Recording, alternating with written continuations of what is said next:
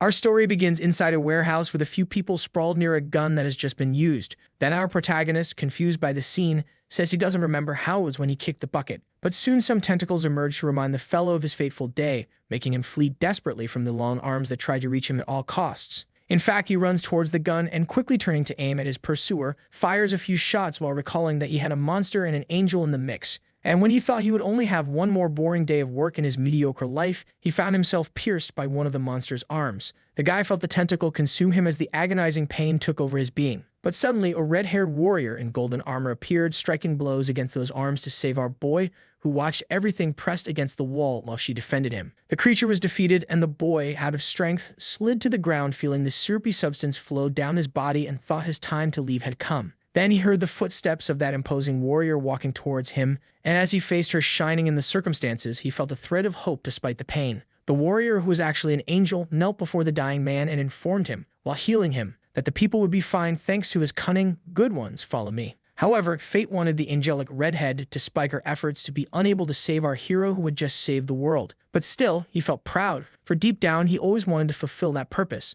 The warrior rested her hand comfortably on the boy's, who, before passing away, wished to know the name of his savior. And with a serene expression, she revealed herself to be Relina, the Valkyrie of Dawn. Noah then felt his eyes grow heavy as the angelic warrior assured him of a peaceful departure. His consciousness then wandered into the unknown, and questioning the recognition of his deed, the image of various monsters facing a kind of warrior appeared. It was our Noah wielding a red-bladed spear against an armored lion that was charging fiercely towards him. Then skillfully thrusting the beast, the warrior did not imagine he would need to save the world once again. However, he seemed already accustomed to facing the legion of monsters that crossed his path. Our hero wandered through space wondering if he had really died as he realized that everything inside him felt hollow. He tried to organize his mind and discover who the monster and the angel were that plagued his recent memory. Noah looked around trying to understand what place that was, and judging he was in the afterlife, began to call out, "Hello, is anyone there?" Then the slurred voice of a cosmic being approached, revealing that our protagonist had something that was desired. Noah looked at that being filled with doubts and discovered he was facing the embodiment of emptiness that controlled all astral realms.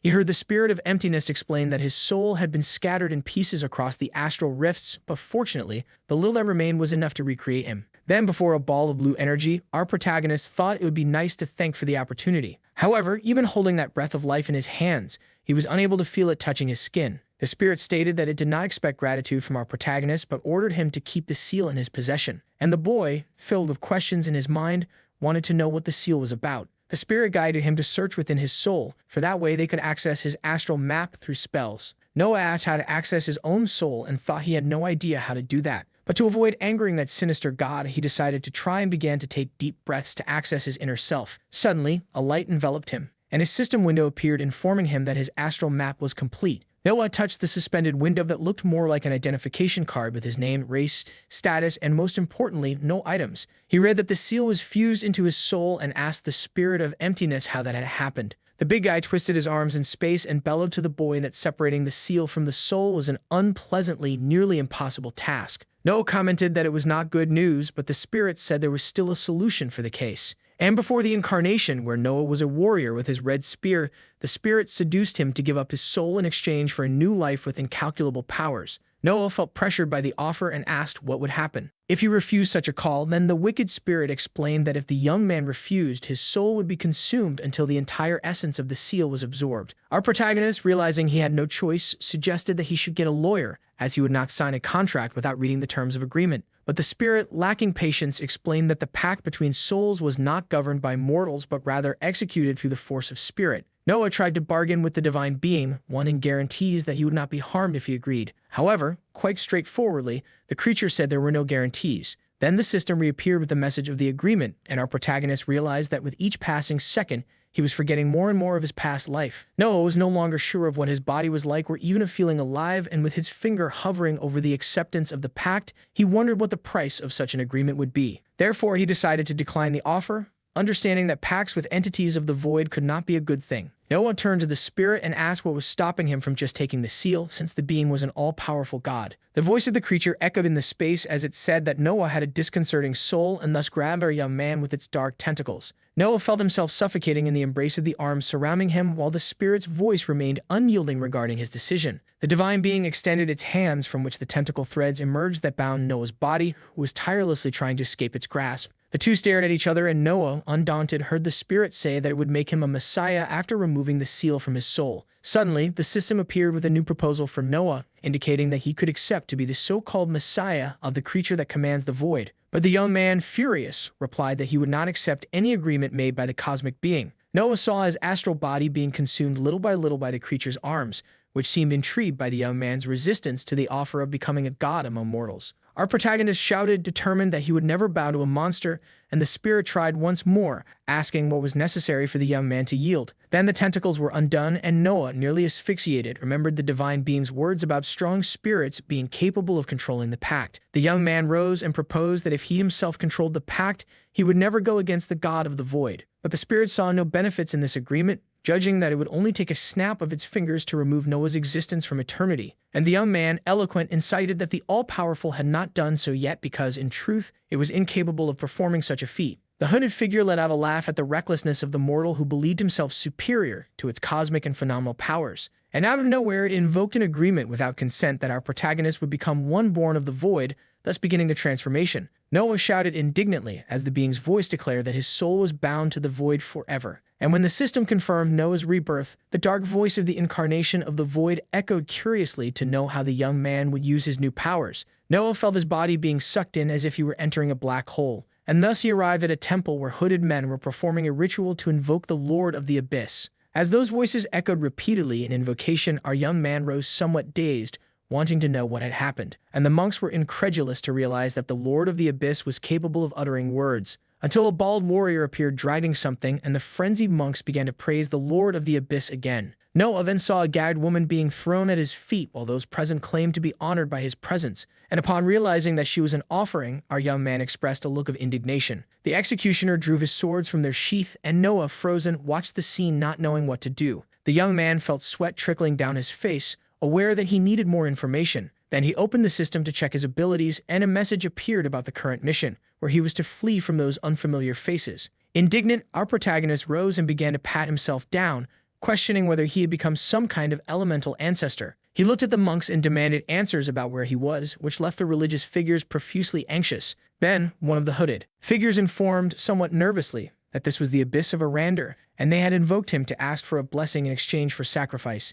And, getting into character, Noah replied in a furious tone that he did not appreciate being awakened from his slumber for a mere mortal favor. The monks fell into despair, trying to explain that there had been a misunderstanding, as this was a material abyss and he could come and go as he pleased. Our protagonist became thoughtful, as he needed clearer information to understand the play. Then he opened the advantage window with the identification skill, and even while not fully awake, decided to use it to discover who the people in front of him were. Identifying an abyss cultist, the bald executioner, and the girl from the offering stretched out on the ground, whom he judged to be not very happy. He thought that if he saved her, she could help him get out of there. Noah tried to search the system for a distraction plan and took from his inventory a scroll that was a letter with direct information from the Master of the Void. Our young man decided to interpret the Lord of the Abyss once again and told the devotees that he would grant them the blessing as long as the woman survived, and he ordered, to the surprise of the monks, that she would be his servant. Then he intimidatingly asked if they would refuse. And completely flustered, one of the devotees explained that sacrifices were part of the pacts, but Noah decided that from that moment on, the rules would change.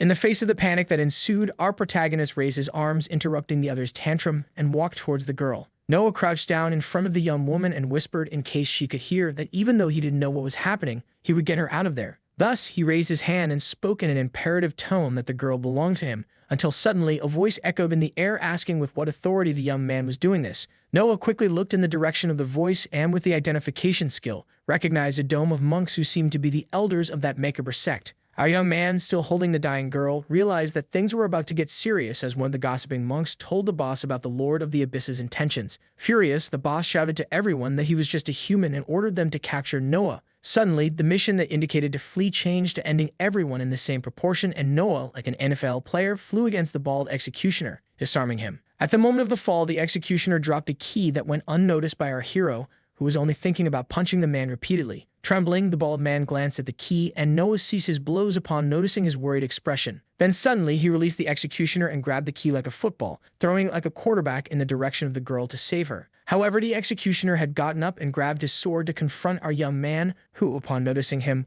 quickly turned around, assuming a fighting stance. The bald man, without hesitation, wielded his blade and ran towards Noah, who cautiously studied his movements. But before he could defend himself, he felt a shadow dominate his arms, forming a sinister reflection that smiled on the ground. Without mercy, the executioner thrust his sword into our hero's chest, who saw his HP drop to almost zero before being thrown back by the blow. The executioner prepared the killing blow, and when Noah turned around still weak, he despaired upon feeling that the blade was now on fire. And for a fraction of a second, he realized he had not been hit by the blow, for the body of the executioner had been incinerated before him by the slave, who now, imposing, revealed her power while the monks tried to attack her. The woman then calmly made a movement with her arm, and another burst of fire spread across the altar, and the devotees who were heading towards her were consumed by whirlwinds of incessant flames with no chance to defend themselves. The boss, already furious, shouted that he would personally deal with the traffic light juggler. Meanwhile, one of the monks was running towards Noah, who was writhing on the ground with only 8% HP. But our protagonist would not give up, and despite the difficulties, grabbed the sword that was by his side, and he quickly got up to take down the religious man mercilessly,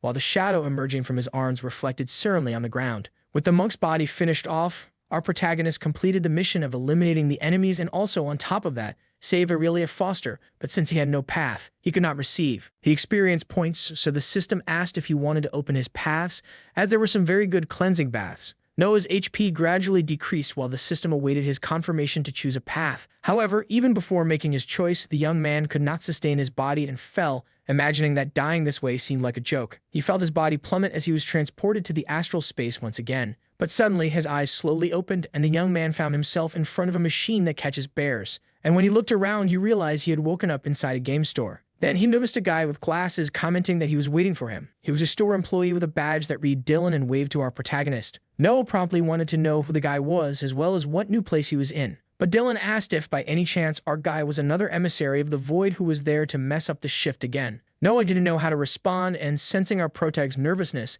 the store employee decided to explain what was going on around there. He introduced himself as Dylan, but emphasized that wasn't his last name since Noah's subconscious didn't want to give him one. Our guy crossed his arms without remorse for that, and Dylan revealed that he represented the void of his astral space due to the established pact. Noah casually walked over to an arcade machine and deduced that the whole place belonged to his astral map. The game screen lit up, congratulating Noah for receiving a prize diamond that would grant him 3 paths at once, and wanted to know more about his astral map. Dylan explained that the map was part of Noah's soul and that it was a magical manifestation, but deep down he felt anger because humans never know anything. The representative of the Void also revealed that the store referenced Noah's ancestry and asked if the place felt familiar to him. With a nostalgic expression, Noah commented that it really reminded him of his childhood, and while unleashing Hadouken, wanted to understand the purpose of being there at that moment. Dylan also didn't have the answer as it wasn't his job, but he judged that the guy was there for some special circumstance, so he suggested he press start. The game screen entered Astral Fight mode, and upon accessing the character in use, detected some anomalies with past lives, but it offered some classes for Noah to choose up to 3 if he wanted, and the guy became curious about how to choose his path. Dylan explained that our hero had 4 attributes: strength, constitution, agility, and magic. These were responsible for the aspects of his abilities, and in front of the machine, showed that the paths increased the attributes, making him stronger. However, high paths could generate potential blockages, so Dylan decided to show in practice if the guy chose to be a warrior, for example. The path would always give him attribute rewards upon leveling up, but they would be quite common. And passing through other classes like fighter, artist, or rogue, Dylan showed that they would all be very similar. The employee informed that there were more options in other machines, and Noah agreed to check since he found the first one a bit dull. The guy with glasses stopped in front of a healing-focused arcade and mentioned that it was very important, so Noah decided to take a look. Observing the possibilities, our hero commented that he almost died before getting there and asked if next time he would be healed if he chose that path. Dylan explained that, in fact, when you die, time passes more slowly until the new awakening, and with the healing path, Noah would have a few extra minutes to try to survive. Listening to the guidance, our protagonist paused curiously about a path called Exsanguinator, where he could drain the blood from enemies to heal or harm at his leisure.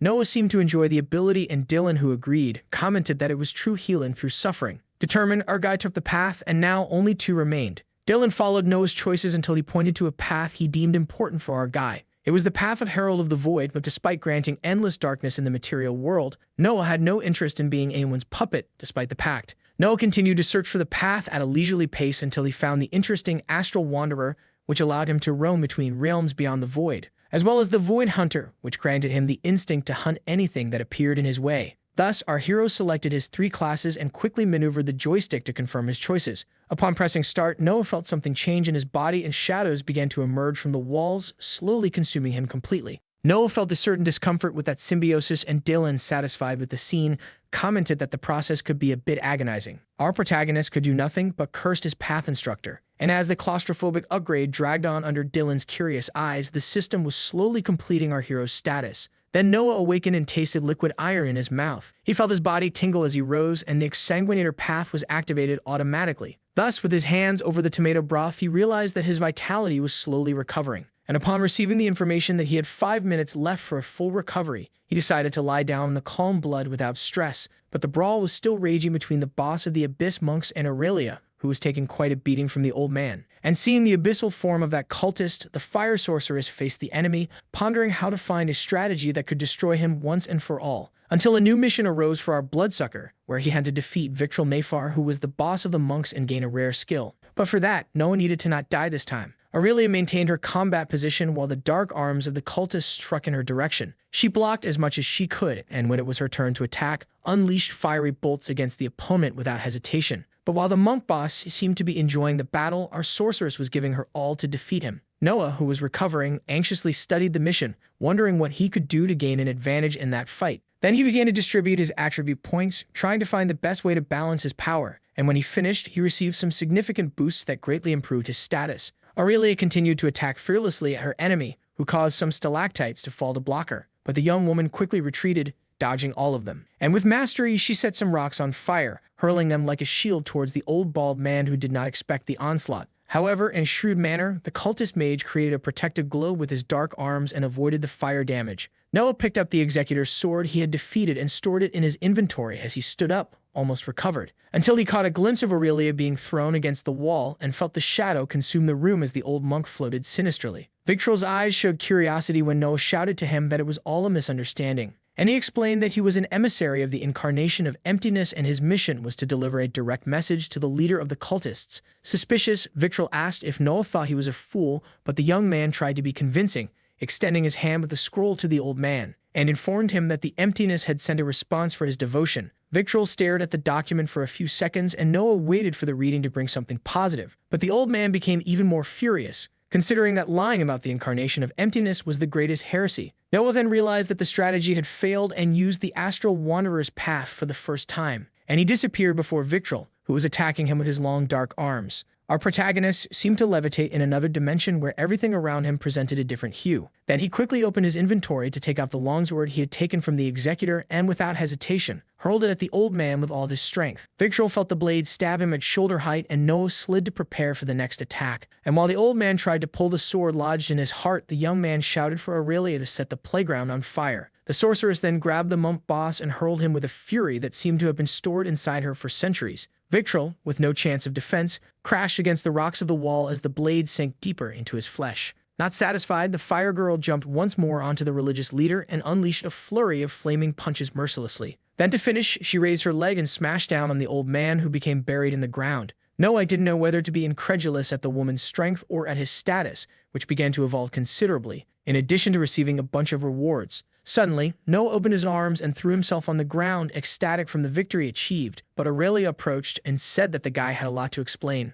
With her arms crossed, the woman wanted to know how he had been summoned to the altar circle, but the relaxed young man thought she should just chill out since she was safe. Then, with a serious expression, she activated the little fire and, even grateful, said she would only relax if she knew everything about our prota. Aurelia asked if Noah was a human from that world, and the young man took his time answering, fearing they would eliminate anyone who wasn't from there. But with courage, he took a deep breath and was honest in his response. "No, I am not from here." Aurelia asked if Noah was aligned with the cultists or the Iron Fists, and the young man truthfully denied both. Then he explained to the woman that he didn't know anything around there, and she looked at him, analyzing whether she should trust him. The witch apologized for her behavior, but explained that she had already been betrayed once that day. And Noah, staring at the woman, understood that she had gone through a tough day. The two were talking while observing Victril's body sprawled on the ground, and when our protagonist commented on his missions given by his astral map, the witch was a bit confused about how things worked for Noah, who simply smiled and introduced himself, informing her that he had died before falling into that world. Aurelia was suspicious, as reincarnations only happened with the permission of gods,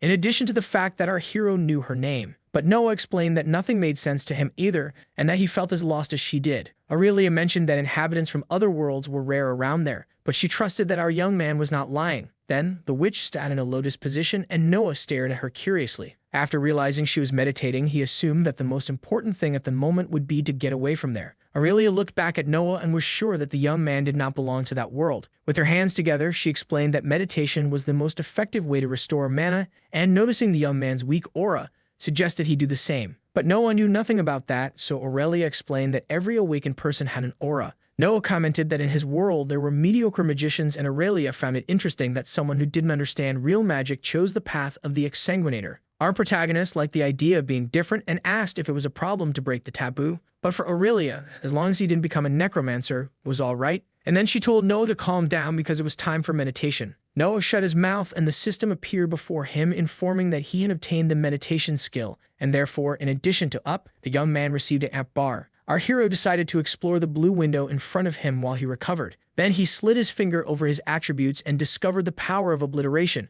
which was capable of channeling the energies of the void to end everything that crossed his path. Noah stared at his hand while testing a bit of the power, and soon the system warned that he was draining health through the void. The young man expressed a devilish smile, pleased to have acquired the exsanguinator path. When the mana reached 100%, Ardu stood up and walked over to Victral's body, which lay on the ground. Aurelia picked up the monk's bracelet, which served as a direct storage device in the magical dimension, and she said they could obtain its contents if they took it to the city. Noah found the item interesting and wondered how it would be to transfer his inventory to an object like the bracelet. Then Aurelia informed him that this type of storage used blood ties and could not be accessed even if the user was dead, unless she found the key, and so she searched every possible hole of the old man. Noah asked to take a look at the bracelet casually, and Aurelia, seeing no problem, tossed it to the young man. He began analyzing the artifact until his inventory detected the storage device and asked if the hero would like to transfer the items to him. Noah confirmed the action and received mana points in addition to filling his inventory with Victral's items. Meanwhile, the witch commented that she needed to find a basement key, and Noah raised a key to show the young woman, who promptly wanted to know where he had gotten it.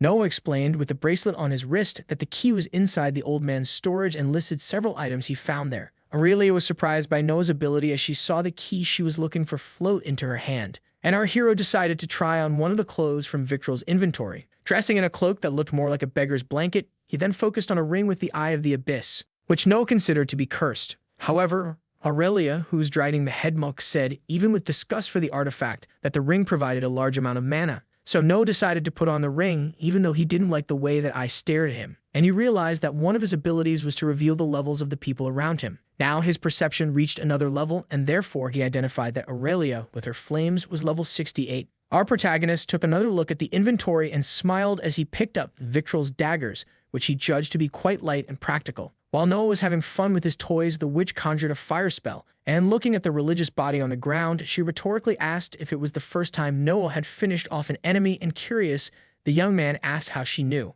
Without taking her eyes off the enemy, Aurelia replied dryly that she had been working in a role for quite some time, and therefore it was easy to identify a novice. Noah saw the sorceress incinerate Victral and asked why she did that kind of work. And while the flames lit the old man's body, she explained that, among many reasons, the main one was to save people from the evils of the world. Aurelia turned to Noah, who was fiddling with the system, and asked if he regretted having killed someone. But without remorse, he replied that he did not, after all, cry for their mother before mine. Aurelia confessed that if they hadn't taken care of the monks, many innocent lives would have been reaped, especially after a group of adventurers had handed her over to the cult. Noah, who was taking some books out of the inventory, asked if she thought he was a good adventurer, and the sorceress replied that yes, because despite the low rank, the boy did everything right. And so Aurelia listed how the boy handled the situation without losing his cool, in addition to saving her life, leaving Noah grateful for the compliments, especially because he had imagined he would use his RPG skills and job interview tactics to survive in a supernatural world. Then the boy placed two of Victral's books on the ground and inquired how they would be activated, and Aurelia replied that it was done through a magical ritual. The sorceress explained that she would need a magic circle, in addition to using the books as conductors of the ritual, and so she offered to create the circle for Noah. However, when the woman was about to start drawing on the ground, she saw Noah place his hand on the book and the ring on his finger establish a magical connection.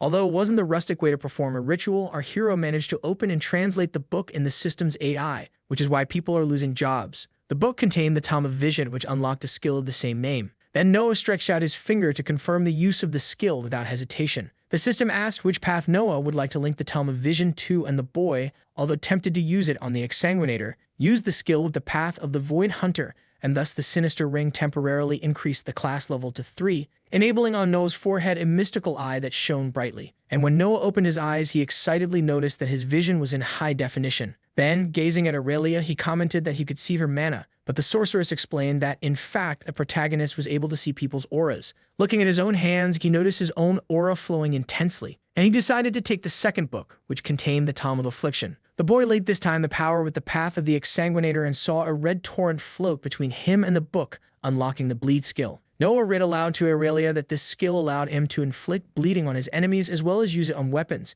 and he discovered that he should eat a level F mana stone. Then Aurelia advised him not to ingest anything above that, as he would suffer from mana poisoning. With her hand on her bicep, the sorceress explained that 2 levels above he would become strong for a time, but soon he would feel his body paralyzed and then writhe on the ground like a dizzy worm. Consuming higher levels, the damage was worse, where if he was lucky he would simply explode, but if not, son, get ready to suffer. Noah stared at the stone, attentive to the instructions, when the girl informed him that they should leave. The two followed down the corridor, and when Noah asked if they were looking for the exit, Aurelia, who was bandaging her arm, said she was looking for a chamber with magical artifacts. The girl was inclined to find belongings of a person she was assigned to locate, and Noah, curious, wanted to know if there were still living people inside. She then told him that they kept captives in a dungeon where she was the last prisoner. But still, she asked Noah to stay alert as there could still be cultists or monsters around. The two continued down the long corridor, and while Aurelia inspected the rooms around, our hero remained vigilant at the rear, until the sorceress opened one of the doors and asked Noah for the bracelet that functioned as a storage device. Aurelia placed the artifact on her arm and, after igniting it, raised her fist to serve as a lantern. Then she positioned the light so she could read the writings exposed on the wall. Noah, who was able to understand the script due to the vision skill, wondered why people were capable of committing so many atrocities. And Aurelia, who was already hardened by everything she had lived through so far, listed a number of reasons why the soul of man was corrupted, regardless of the world it came from. Noah realized that the sorceress disbelieved in men when she said that all who practiced evil were awakened by their own choices. Aurelia then bent down to illuminate some kind of signal, and identified small stones that flickered in and out of reality like an illusion, and therefore suggested they should jump over them to avoid falling into the trap. Noah, in a reflective tone, asked Aurelia what happened to people who had no choices about the cultists' decisions. Absorbed, the sorceress told him that there was a way for the priestess of Hellion wage a millennia-long battle against the abyss, and the way to remove the influence of evil over people was a not-so-gentle ritual, as it burned the people. Moreover, the punishment for the cultists of the abyss, in extreme cases, could be public execution, and those who survived were never the same again. Indignant, Noah trembled as he asked what happened if there was a child forced to follow the cultists, and Aurelia replied after they left the thorn trap behind that children were sacrificed without pain. Until the sorceress pointed to a door just ahead and, upon approaching, noticed it was sealed by magic, so she decided to use brute force, applying a punch filled with fire that made Noah shield his eyes given the explosion. Then they crossed calmly, and our hero ironically judged that this was the right way to open a door. The room had various books scattered around, and Aurelia deduced that it was a place for the cultists' study. She flipped through the pages of one of the books but commented that there probably wasn't anything interesting there. Then Noah, putting himself in the mind of the cult leader, assumed that if there was something important in the room, it would be elsewhere. So he walked over to a shelf to look for another dusty book that soon triggered our hero's Rinitis. But fortunately, the book had an advanced ability called the Call of the Abyss, capable of summoning creatures from the void. Noah felt tempted to equip himself with the ability but hesitated, as his goal there was to find this secret area first.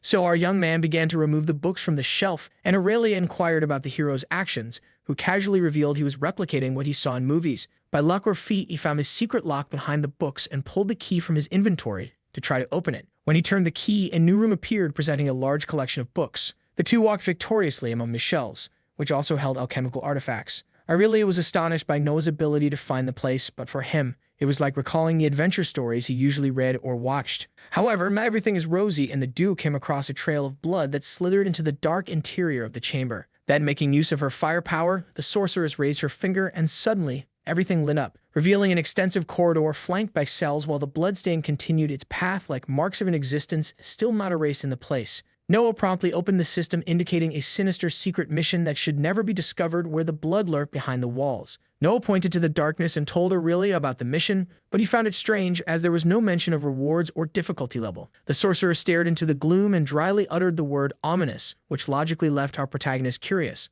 But Aurelia, cautious instead of giving a direct answer, suggested that the young man not advance this time, and explained that it was a dangerous place, especially for a rank F awakened like Noah. The woman then bent down to touch the blood and supposed that our hero should be on monster hunting missions and not wandering through an abyssal cult temple. Noah, realizing the danger, suggested that Aurelia return with him to the city to recruit more people to help them. But the sorceress knew she could not abandon her fate for those who were trapped with her and for those who pursued her. Aurelia told that everyone had been brutally murdered, and if she did not save them, it would become undead. Noah, who listened attentively, decided that he would follow her at any cost, claiming that he would not let her die in the face of imminent danger. Aurelia blushed at Noah's concern, despite finding him useless for the mission, and the young man, indignant, reminded her that he played an important role in the battle against Victrol. Although the sorceress considered it beginner's luck, she agreed that the novice had an aptitude for magic, something Noah credited to the noble hours spent playing video games. Returning to the mission, Ardu encountered two gates, and Aurelia decided they would take the left path. It was a narrow and winding corridor that Noah found uncomfortable, but Aurelia explained that its defensive architecture delayed enemies,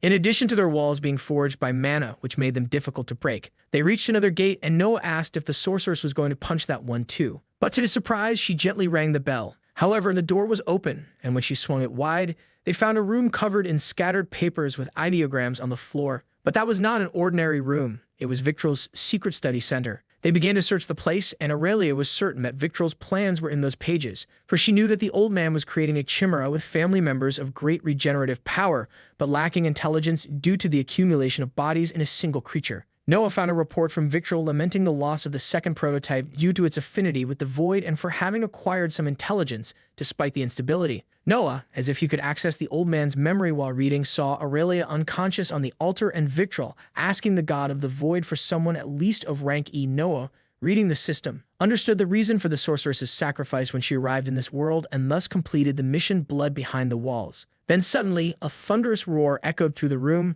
breaking the concentration and research of our heroes. Desperately, Aurelia shouted, "Run, you fools, weapons will be useless here." But something in her path made Ardu stop. Aurelia crouched down in front of a young injured man who, in his last breath, uttered, "This saddens the master." Then Noah and Aurelia saw the silhouette of a monster trapped in a cage, and with a little more light, they could identify a bizarre experiment that the system identified as the horror of grafted flesh. Aurelia commented, almost as a layman, that the people composing the structure of that creature were the prisoners who had been incarcerated with her. Ardu sighed in relief when they realized that the monster had not noticed them. But suddenly, one of the bodies trapped in the creature pointed at the heroes upon identifying the master ring, and Noah realized it was Victrol's artifact on his finger. The monster, enraged, broke the bars, and Aurelia conjured the most potent flame in her hands, shouting, "You shall not pass." Noah quickly jumped back, identifying the system, the new mission to escape from the creature eager to avenge its master's death. And the monster charged at our hero, who dodged while shouting that they should flee from there. But the chimera repeated that its intent was to kill and avenge. Then it lunged again and lassoed Noah's foot with its tongue.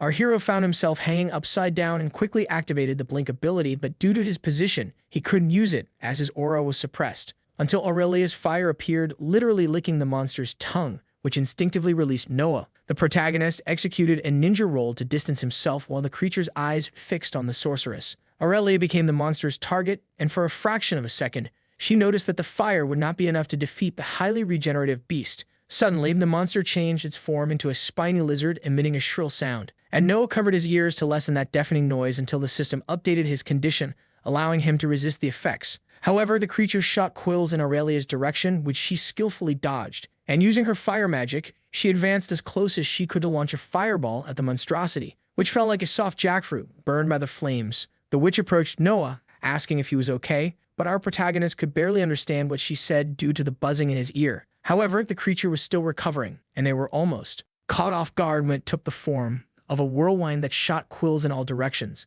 With that, Aurelia gathered all the power of her mana and with ferocity counterattacked the aberration, projecting herself in a spiral of fire without caring about the consequences. The sorceress crossed through the whirlwind and with the fist that wore the bracelet, struck another blast directly at the creature's body, which fell lifeless as she distanced herself with a double backflip. The bodies accumulated in the monster began to moan as their flesh was toasted, and Noah, watching everything from afar, was paralyzed upon realizing that the souls present there were pleading for help. Aurelia closed her eyes as she concentrated to gather the maximum energy of her mana. Then she raised her arms, conjuring a massive torrent of fire that incinerated the chimera from end to end. Noah realized, incredulous, that the creature was still not dead, and thus maintained his fighting stance. The voices of the chimera's bodies echoed the pain of the burn until suddenly a small horn began to emerge from the agglomerated flesh, transcending into a massive dragon wing. The creature changed its form again into a horrendous and larger beast with sharp teeth, letting out another deafening scream. The system identified it as the ghostly whale, to which Noah partially resisted the effects.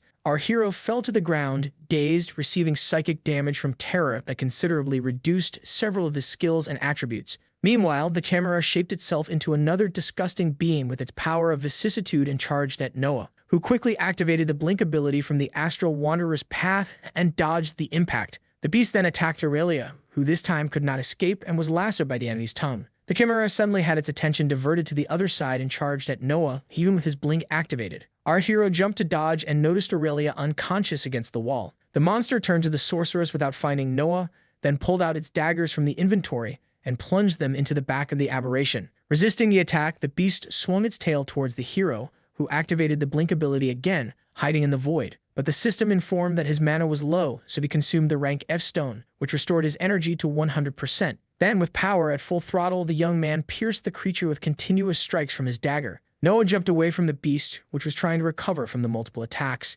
Noticing that his mana had weakened again, he raised his hand to the beast's blood and activated the drain through the blood-sucking path. But the enemy resisted the ability and charged at our hero with all its fury, who jumped again onto the beast's back to deliver new strikes that were resisted. With his mana weakened, Noah stepped back to eat a now rank E stone and had his energy increased by 200%. With the blink activated much more powerfully, Noah also saw his attributes rise considerably. The hero could not miss this opportunity and therefore charged at the beast, unleashing the obliteration power. Noah danced over the beast and, avoiding its jaws, pierced it fiercely again with his daggers. There were so many attacks that his evolution jumped to level 3 of the skills in use. Feeling the power increase, the young man focused and delivered the final blow, certain that this time he would defeat that voracious enemy. But you felt the effect of the rank E stone fade and became desperate, as nothing he did was enough to defeat that creature, which launched its tongue again to wrap Noah like a boa constrictor, immobilizing its prey. Things were going from bad to worse for our protagonist, who still had his partner unconscious, when suddenly the creature swallowed him without ceremony. But the young man would not give up so easily, and inside the belly of the beast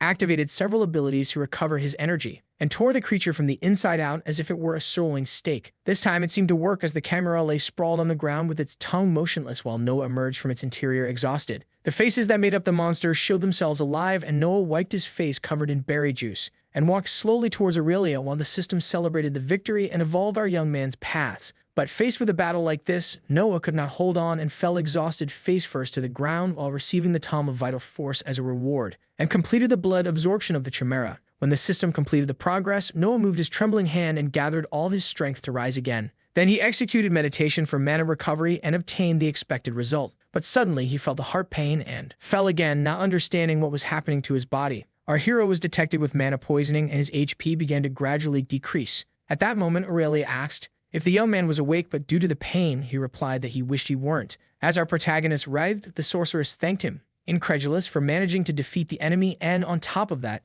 save her life again. Aurelia tried to apologize for not being able to help, but realized that the hero felt strange, and recognized the mana poisoning in Noah, but said there wasn't much to be done about it. She explained that although unpleasant, it was not lethal, and raising one of her arms, mentioned that she knew a way to cure him. The two sat in lotus position, and Aurelia asked Noah to release his mana until he was completely empty. Noah followed his friend's advice and began to drain all his mana. The system, performing an x-ray of Noah's heart, informed that his mana was low, leaving his body weaker and weaker, and after a few seconds, all the poisoning had been removed. Noah lay down still dazed, and Aurelia explained that little by little, he would regain his strength, but he would need about 2 days to be back to normal. Noah felt his mouth dry and asked the sorceress for some water or a regeneration potion. She promptly handed a canteen to our hero, who didn't think twice and gulped it all down. Noah, with the book in hand, concluded that he would need many more skills to face the adventures ahead. And so he scanned the life force book he received as a reward. A golden light began to envelop the chimera as the system unlocked the new skill for Noah. He felt the same light surround his body while reading that the vital force skill would be linked to the blood-draining path. Aurelia sensed from Noah's aura that the skill was a good one, and the protagonist shared that he could now store extra life, giving a boost to his blood when needed. This made the sorceress find it unfair how he dropped that pile of magic. But for our young man, unfair was a world where everything was solved with magic. Noah decided to store the book in his inventory and was notified that he could obtain a fragment of infinite potential.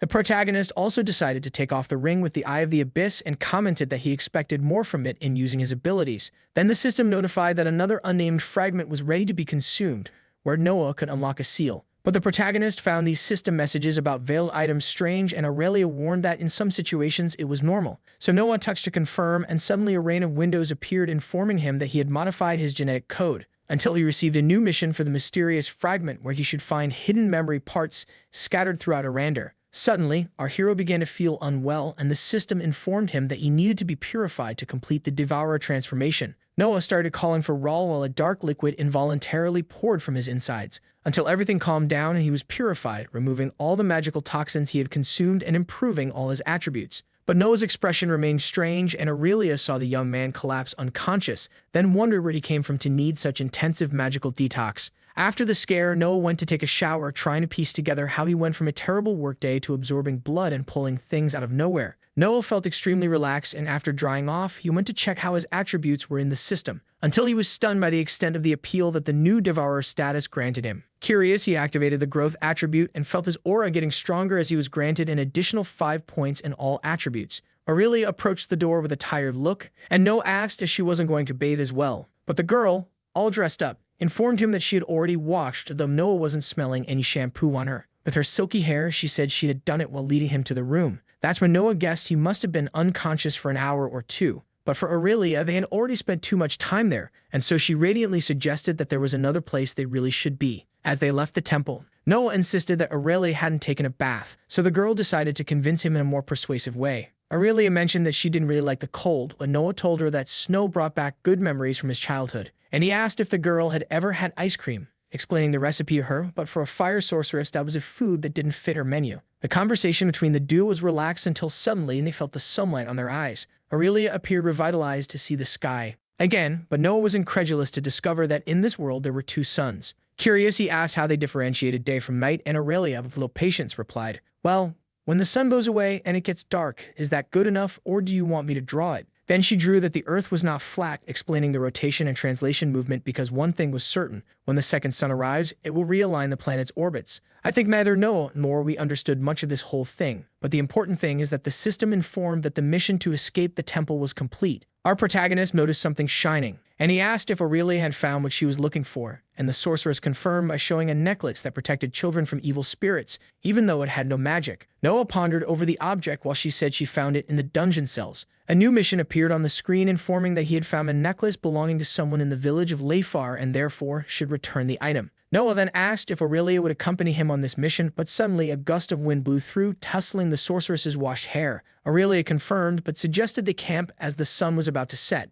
Moreover, it was Noah's first mission, and she wanted to prepare him for the occasion. The young man made an ironic bow to his master, but Aurelia, always quite literal, despite her suspicions, didn't catch the rogue's jest. The new day arrived, and Noah was startled when he saw Aurelia, who brought 2 giant armadillos and commented that they would help them cross the forest. However, Noah, apprehensive, wanted to make sure the animals wouldn't eat them, judging them to be somewhat large, and Aurelia, relaxed, mounted the creature, assuring the young man that it was fine and explained that they were gentle and herbivorous, always willing to help humans. Noah didn't seem convinced, but he approached the giant armadillo, gathering his courage. For someone who had defeated a chimera, this shouldn't be a problem, but Noah had no knack for the animal and fell while trying to mount it. And Aurelia had fun with the scene while leading the armadillo deeper into the forest. Since it was time to play, then play right, thought Noah, who quickly activated his blink ability and managed to mount the little beast. The armadillo began to shake, and Noah, still not understanding the reins, ordered the creature to follow the other. It was easy. Aurelia then explained that he should hold on tight, and when he did,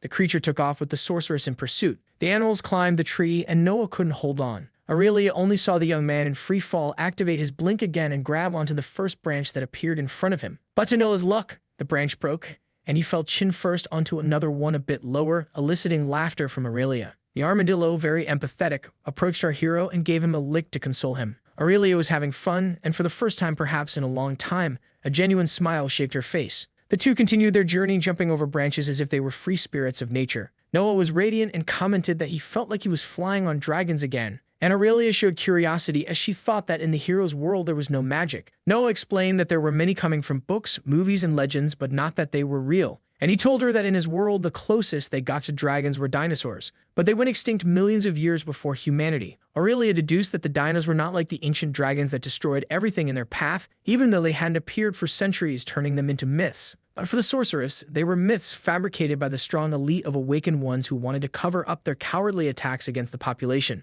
which to Noah sounded more like an Illuminati-type conspiracy. Noah asked if Aurelia believed in dragons, and for her, having seen the most diverse creatures, they were the kind of monster that overshadowed even the strongest adventurers. They continued their musings about the existence of dragons, and Noah had the feeling that he had experienced that conversation before, but couldn't recall when. Suddenly, Aurelia sped up and said they would soon need to continue on solid ground, and Noah asked how far the village of Lefar was. The sorceress informed that they would arrive in 4 hours and therefore decided to tell a bit more about Arander to the young man. Ardu rode along a road until voices alerted them to the presence of adventurers. Noah and Aurelia seemed surprised by the warm reception the local people gave them, and the young man asked if people usually treated them like this. But the sorceress, with a bland expression, replied that only in small villages. As they followed the main road, our protagonist's ego flared up, and he thought it would be interesting to live a day as a hero. Watching the people applaud his triumphant entrance, they arrived at an inn, and Aurelia asked an employee to take care of the armadillos, offering as a reward a small leather pouch containing mana stones.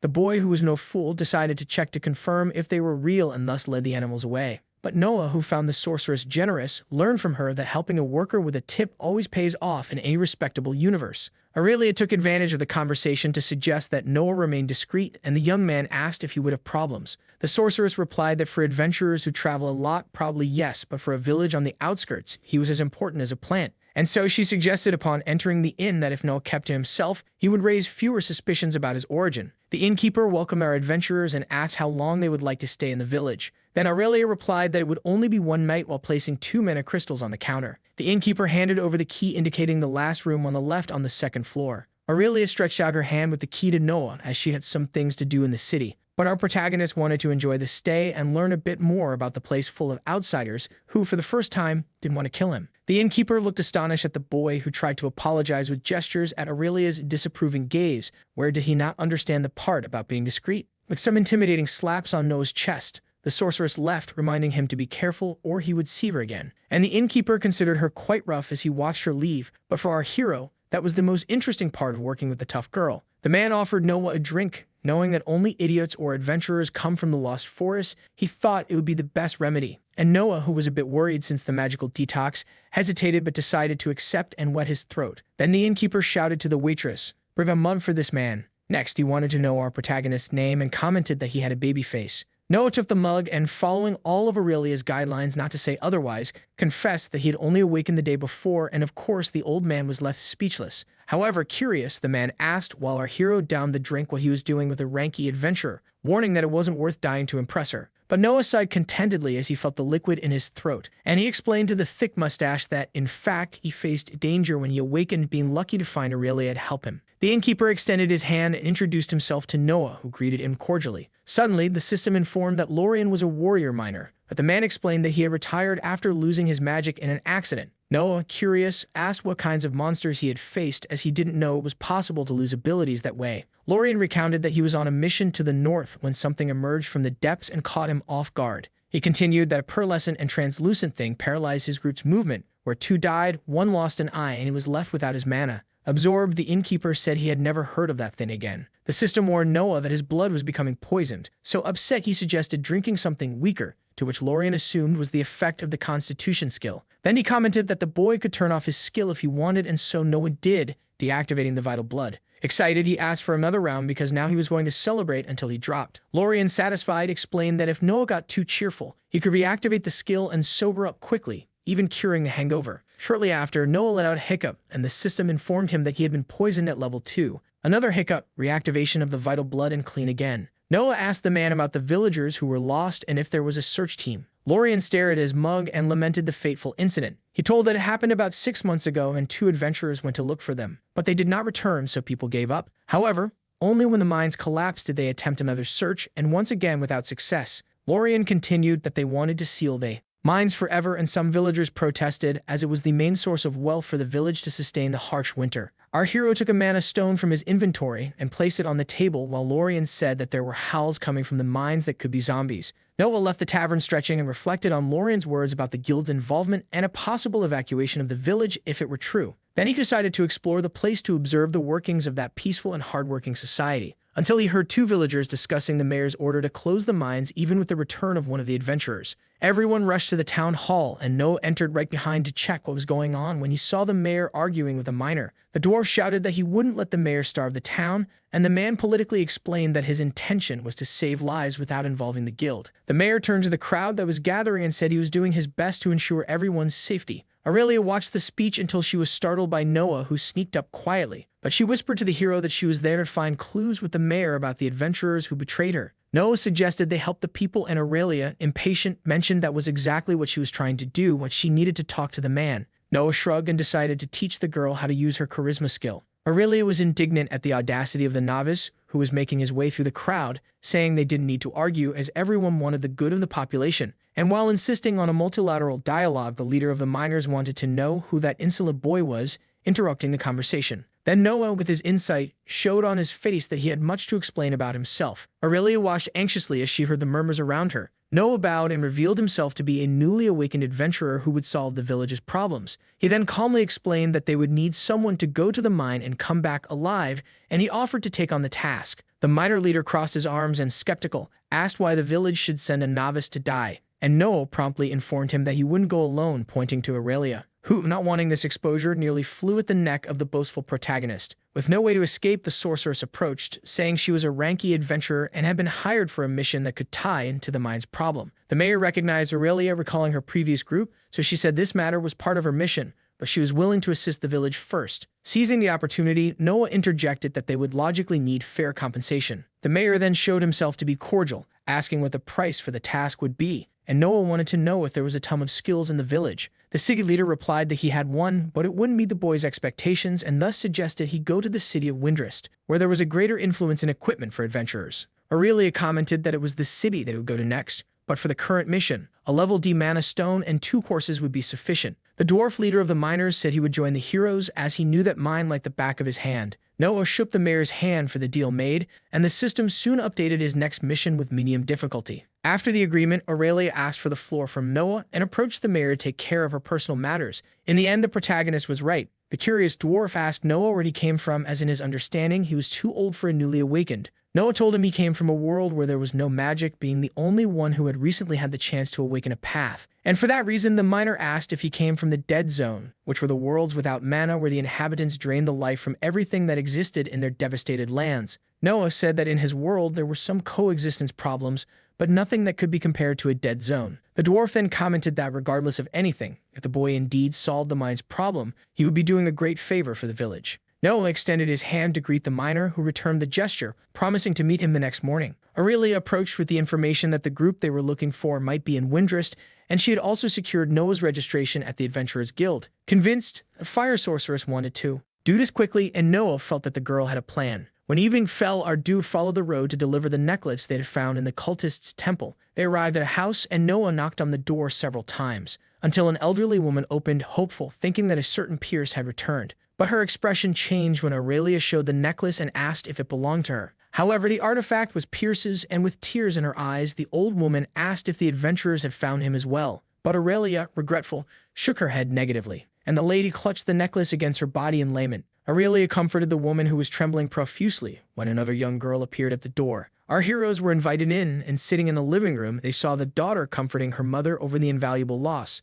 The young woman thanked them for returning with the necklace, as she felt it would help them move on, but she warned that they had no money to pay for the service, and Noah asked the family not to worry, as they would continue the search for the mine. Aurelia felt guilty for not being able to do more, and Noah, feeling the sorceress's pain, comforted her with a hand on her shoulders. Our two, having nothing more to do, said their goodbyes and stood up to leave, and the elderly woman suddenly asked them to wait. She clutched the necklace and sought any information from our heroes about her son's death. Then Aurelia firmly revealed that many people from the villages had been captured by the Abyss cultists, who performed blood rituals, and she recounted that she and her companions nearly died, but if it weren't for Noah saving her, she wouldn't have escaped. But she mentioned that while searching for survivors in the dungeons, they found Pierce's necklace. The elderly woman, with a cold gaze, asked if our heroes had dealt with the cultists, and Noah coldly replied that he finished them one by one. The old mother recalled that the boy was only 14 years old and had always been very reckless, running through the mines and forests to hunt monsters. She confessed that she had been waiting for this day, as her father was also an adventurer, and although marriage had taken him away from adventures, they had never left him. In front of the man's photo, she said that her son had the same desires as his father, and no matter how much she tried to convince him to reconsider, she knew she would overshadow the true longings of his heart. But the woman wanted to know why adventurers were like that, and both Noah and Aurelia remained silent for a few seconds, until our protagonist spoke that he just wanted to survive in an unknown world and escape his past, but suddenly felt good with all the adrenaline. Noah looked at his hands and revealed that magic was addictive, and that's why he wanted to explore this new world. Pierce's sister then inquired about what Noah meant by a new world, and when he was about to spill the beans that he wasn't from there, Aurelia nudged him to keep it low-key. The elderly woman approached Noah and handed him the necklace, imagining that this would be her son's wish. Then our young man promised to keep it as a treasure, and thus the mission of the lost memory was completed. Our heroes said their goodbyes, and as the day was ending, Aurelia suggested they go to sleep. But Noah commented that he needed to eat, as he wouldn't go hunting monsters on an empty stomach. This made the sorceress smile and reveal that if she didn't know our hero, she would think he had some experience as an adventurer. So they returned to the inn to prepare for the new day in the mines. Near the mine, the dwarf explained that initially, the place would be a dungeon, but something in the chamber formations killed its core, leaving it just a shell. Noah, confused, asked if dungeons could die, and the dwarf explained that if the core was eliminated,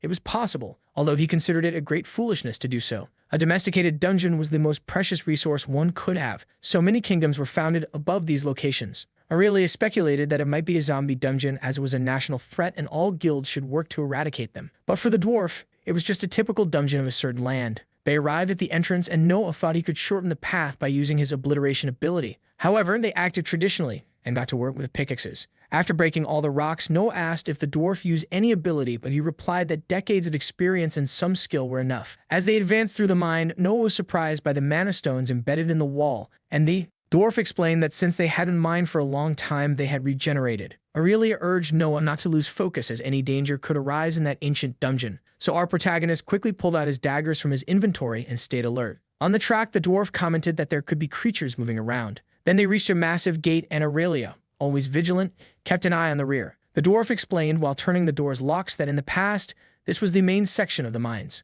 and when they entered, they could see several workers lying near their tools. The adventurers stood guard, apprehensive as the paint was still fresh, and suddenly they heard a scream echoing through the underground corridors. The dwarf moved toward the sound while Aurelia and Noah followed, asking him to stop. Noah suddenly used his blink ability, which was noticed by Aurelia as they reached another gate at the end of that chamber. Our protagonist crossed the gate through the void dimension and saw the body of a worker disassembled and trembling on the ground. Noah crouched near the young man to try to comfort him and asked what had done this to him. But the worker seemed to be under the effect of some sinister magic and, as a last gasp, perhaps warned our hero to flee while he still could. Then the young man began to transform into a creature with dark arms from the void. Aurelia screamed as she ran for Noah to get away from the creature. But Noah saw up close the young man float as his arms multiplied and discovered that he was possessed by the sinister forces of Victrol. The system warned that it was a hard-level mission, yet our protagonist stood firm wielding his daggers. And Aurelia, conjuring her flames, told Jerome the dwarf that he could step away from the fight if he wanted. But staring fixedly at the monster, he could only respond yes.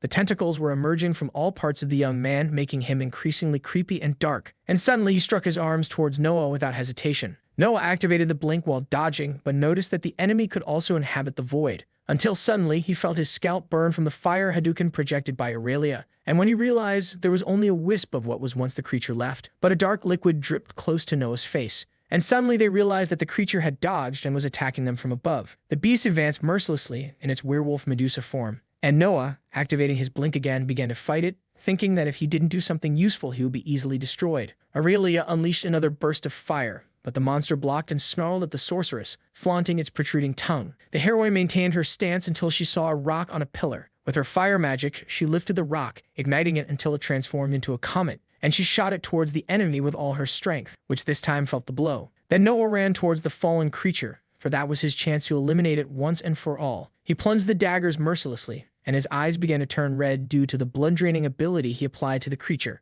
But still, the monster tried to retaliate, and Noah had to retreat to avoid being hit. However, our protagonist, while draining the enemy's blood, was inflicted with necrosis poison and began to receive blows from the enemy without being able to protect himself. Then Noah vanished again into the void, and Aurelia waved her arms to draw the monster's attention. But the blood betrayed our hero's position, who, wounded, had his EP reduced to 7%, until he received a little resistance potion, and he returned to the fight, jumping like a frog and cutting the enemy's tentacles with his daggers. Aurelia concentrated her mana and fired another powerful blast at Victrol's servant, who fell once again, and our heroes needed to defeat it before another mutation occurred. The creature was still conscious, and Noah, activating the bleed on his daggers, ran to finish it off. Aurelia, fearful, shouted for him to come back, but it was too late. Our hero brought down his blades, cutting multiple tentacles of the enemy in a single strike. But the beast was tough, and even dazed, it retaliated with its poisoned arms. Then its eyes bulged, followed by an explosion that resulted in a purple and sinister glow. And when something bounced through the mines, the system reported critical damage and stun from the loss of a limb,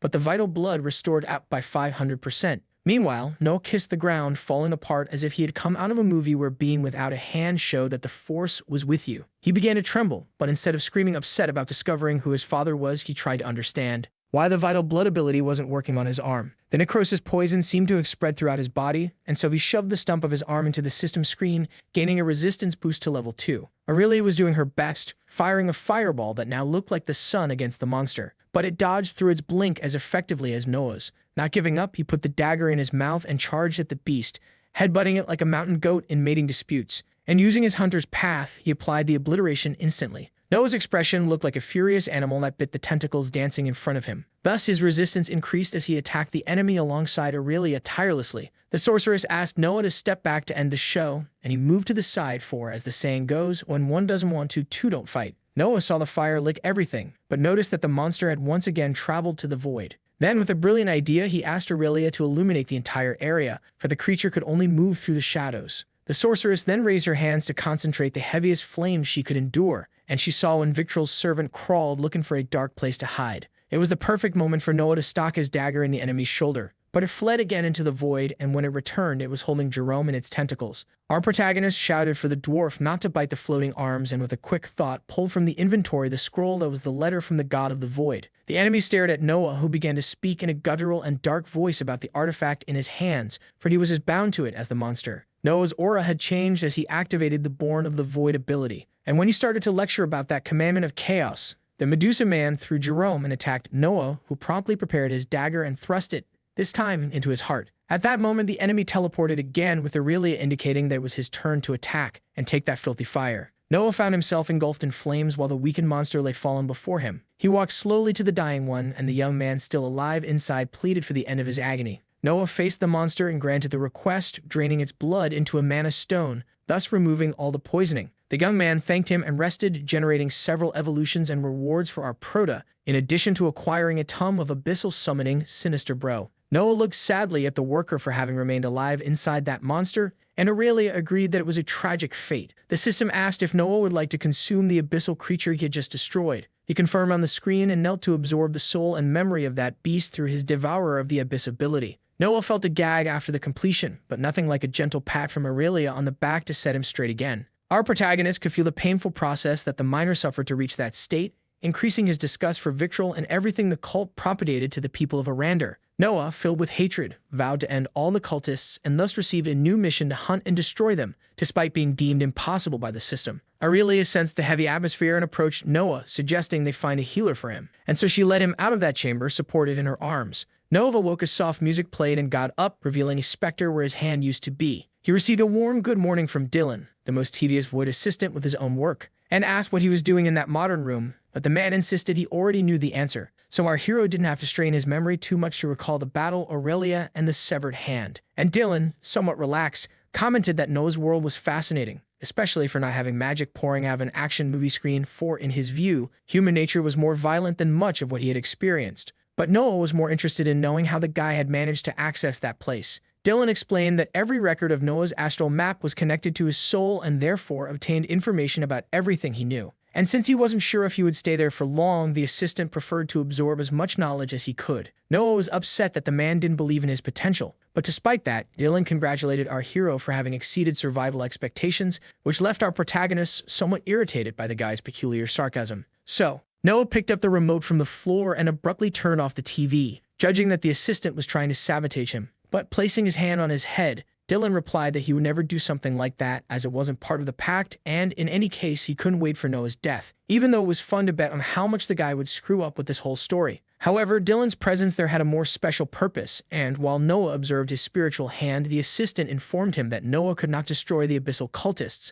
although our protagonist felt flattered that the guy believed he would be able to do so. But the honest guy in glasses, showing his discontent, stated that he didn't believe it, although his opinion did matter. Noah stared at the man and retorted that if the mission didn't violate the pact, he would execute it. Dylan wanted to know what would make Noah give up on this mission, as the cultists had their usefulness, even if they weren't directly connected to the void. And our hero replied that it wasn't the assistant's problem to care about. Dylan then appealed to the fact that every human had a price, and asked what Noah would like to obtain, trying to convince him that in the world, someone was always crying for another smile. The assistant spoke grimly that, even by killing or trying to protect whoever it was, Noah would never change how the world worked, for he was a mere mortal. Our hero pushed Dylan's hand off his shoulder, questioning why the guy was so afraid he would do it, and he raged that, in his understanding, using the power of the void was not a bad thing, even for Aurelia, since the cultists only cared about their own interests. Dylan replied dryly that this was exactly how humans behaved. But Noah, staring at the agent, made a point to emphasize that not everyone was like that. Then, without an argument, Dylan pointed his finger at our protagonist and judged that he didn't count because he considered him a complete idiot. Noah, indignant, retorted that he was the most important fool in this mess and didn't understand why Dylan wanted to protect those worms so much. And before talking about reconsidering his position, our hero wanted explanations for why the Abyss cultists were so important. The assistant took a deep breath and said that Noah had encountered the astral realm of the void where all his mana was born, but that was not the only place where its creatures resided. Dylan explained that part of the void existed in the physical realm called the Abyss, which was the source of power for the abyssal cultists. And in this abyss, the power of the void spread through the reality that continuously consumed it, allowing the creatures of this astral realm to reach the physical realm. Dylan revealed that the void provided strength to the cultists as they expanded the abyss in the physical realm. Noah accused the void of giving power to anyone who asked without caring about the consequences, but for Dylan, what mortals did with the power did not interest him. Indignant, our protagonist insisted on putting it on the table that only the expansion of the abyss mattered and shouted for answers about this purpose. However, Dylan, standing firm in his convictions, reported that the void simply consumed everything it could, as that was its function in the world. A table flew, shattering the TV, but the assistant merely stared at Noah as if he knew he wasn't ready to understand his point of view. Noah gasped in anger at the suffering that people, even children, faced because of the cultists. But Dylan commented that the hero had already taken his revenge for those he didn't even know, and therefore there was no reason to continue down this path. Keeping calm, the assistant picked up the remote and insisted on knowing what it would take for Noah to reconsider. But in front of the cracked screen, just as the pact was sustained, our protagonist warned that nothing would make him change his mind. Then he turned to leave that room and promised that he would avenge those who were unjustly sacrificed by the cultists, no matter how long it took to do so. For the fate of the abyssal creatures was also linked to his through the void, and thus he had the authority to alter their oath if he wished. Noah placed his hand on the doorknob and reminded Dylan that the pact born of the void granted him this position. Then he launched himself into the astral space with the intent to change the fate of those who did not wish to remain slaves of the abyss for the rest of their lives.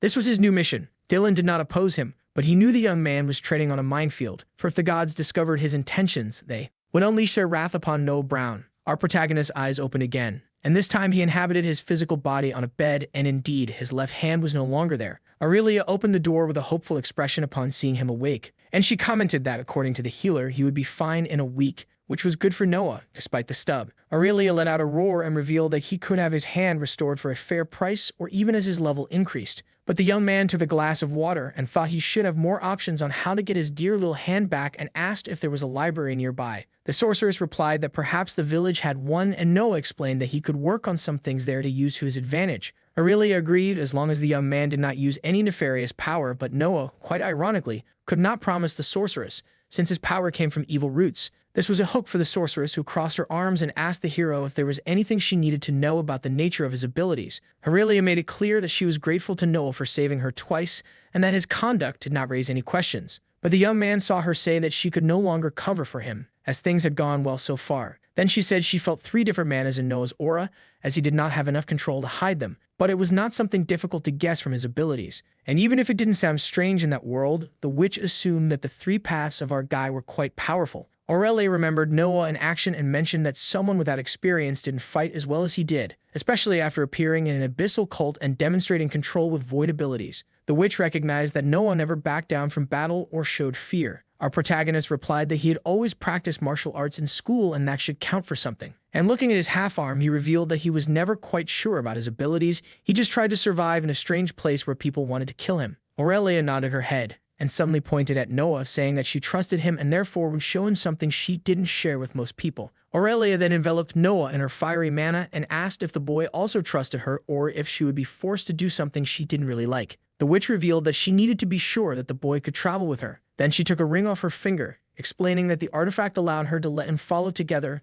and thus asked Noah to inspect it. But our boy, unfortunately, couldn't see anything through that object, and Aurelia insisted that he try once more. Noah discovered that the ring was forged from the frozen tears of the ancestral dragon, capable of healing its bearer and teleporting them to a safe place just once. Relieved, Aurelia revealed that the group she was betrayed by didn't know about this condition, so Noah assumed that he had passed the test. The witch replied that yes, but she was worried about our protagonist having such intimacy with the void, in addition to the sinister scroll he had used twice, and she even wondered if perhaps he was hiding something about his nature, but Noah asserted that he had been honest all along. However, Aurelia confessed that she still had her doubts about the boy, who suggested to her to use her lie detector whenever she needed, even though she didn't have one. Noah handed a mana stone to the witch and asked her to press it against her chest so she could know the nature of her mana. At that moment, a dark aura enveloped Noah as he said that the memories of his death seemed to have been erased. But he could tell Aurelia that he awakened in the void and for that reason received the paths and the scroll, even without intending to harm innocents.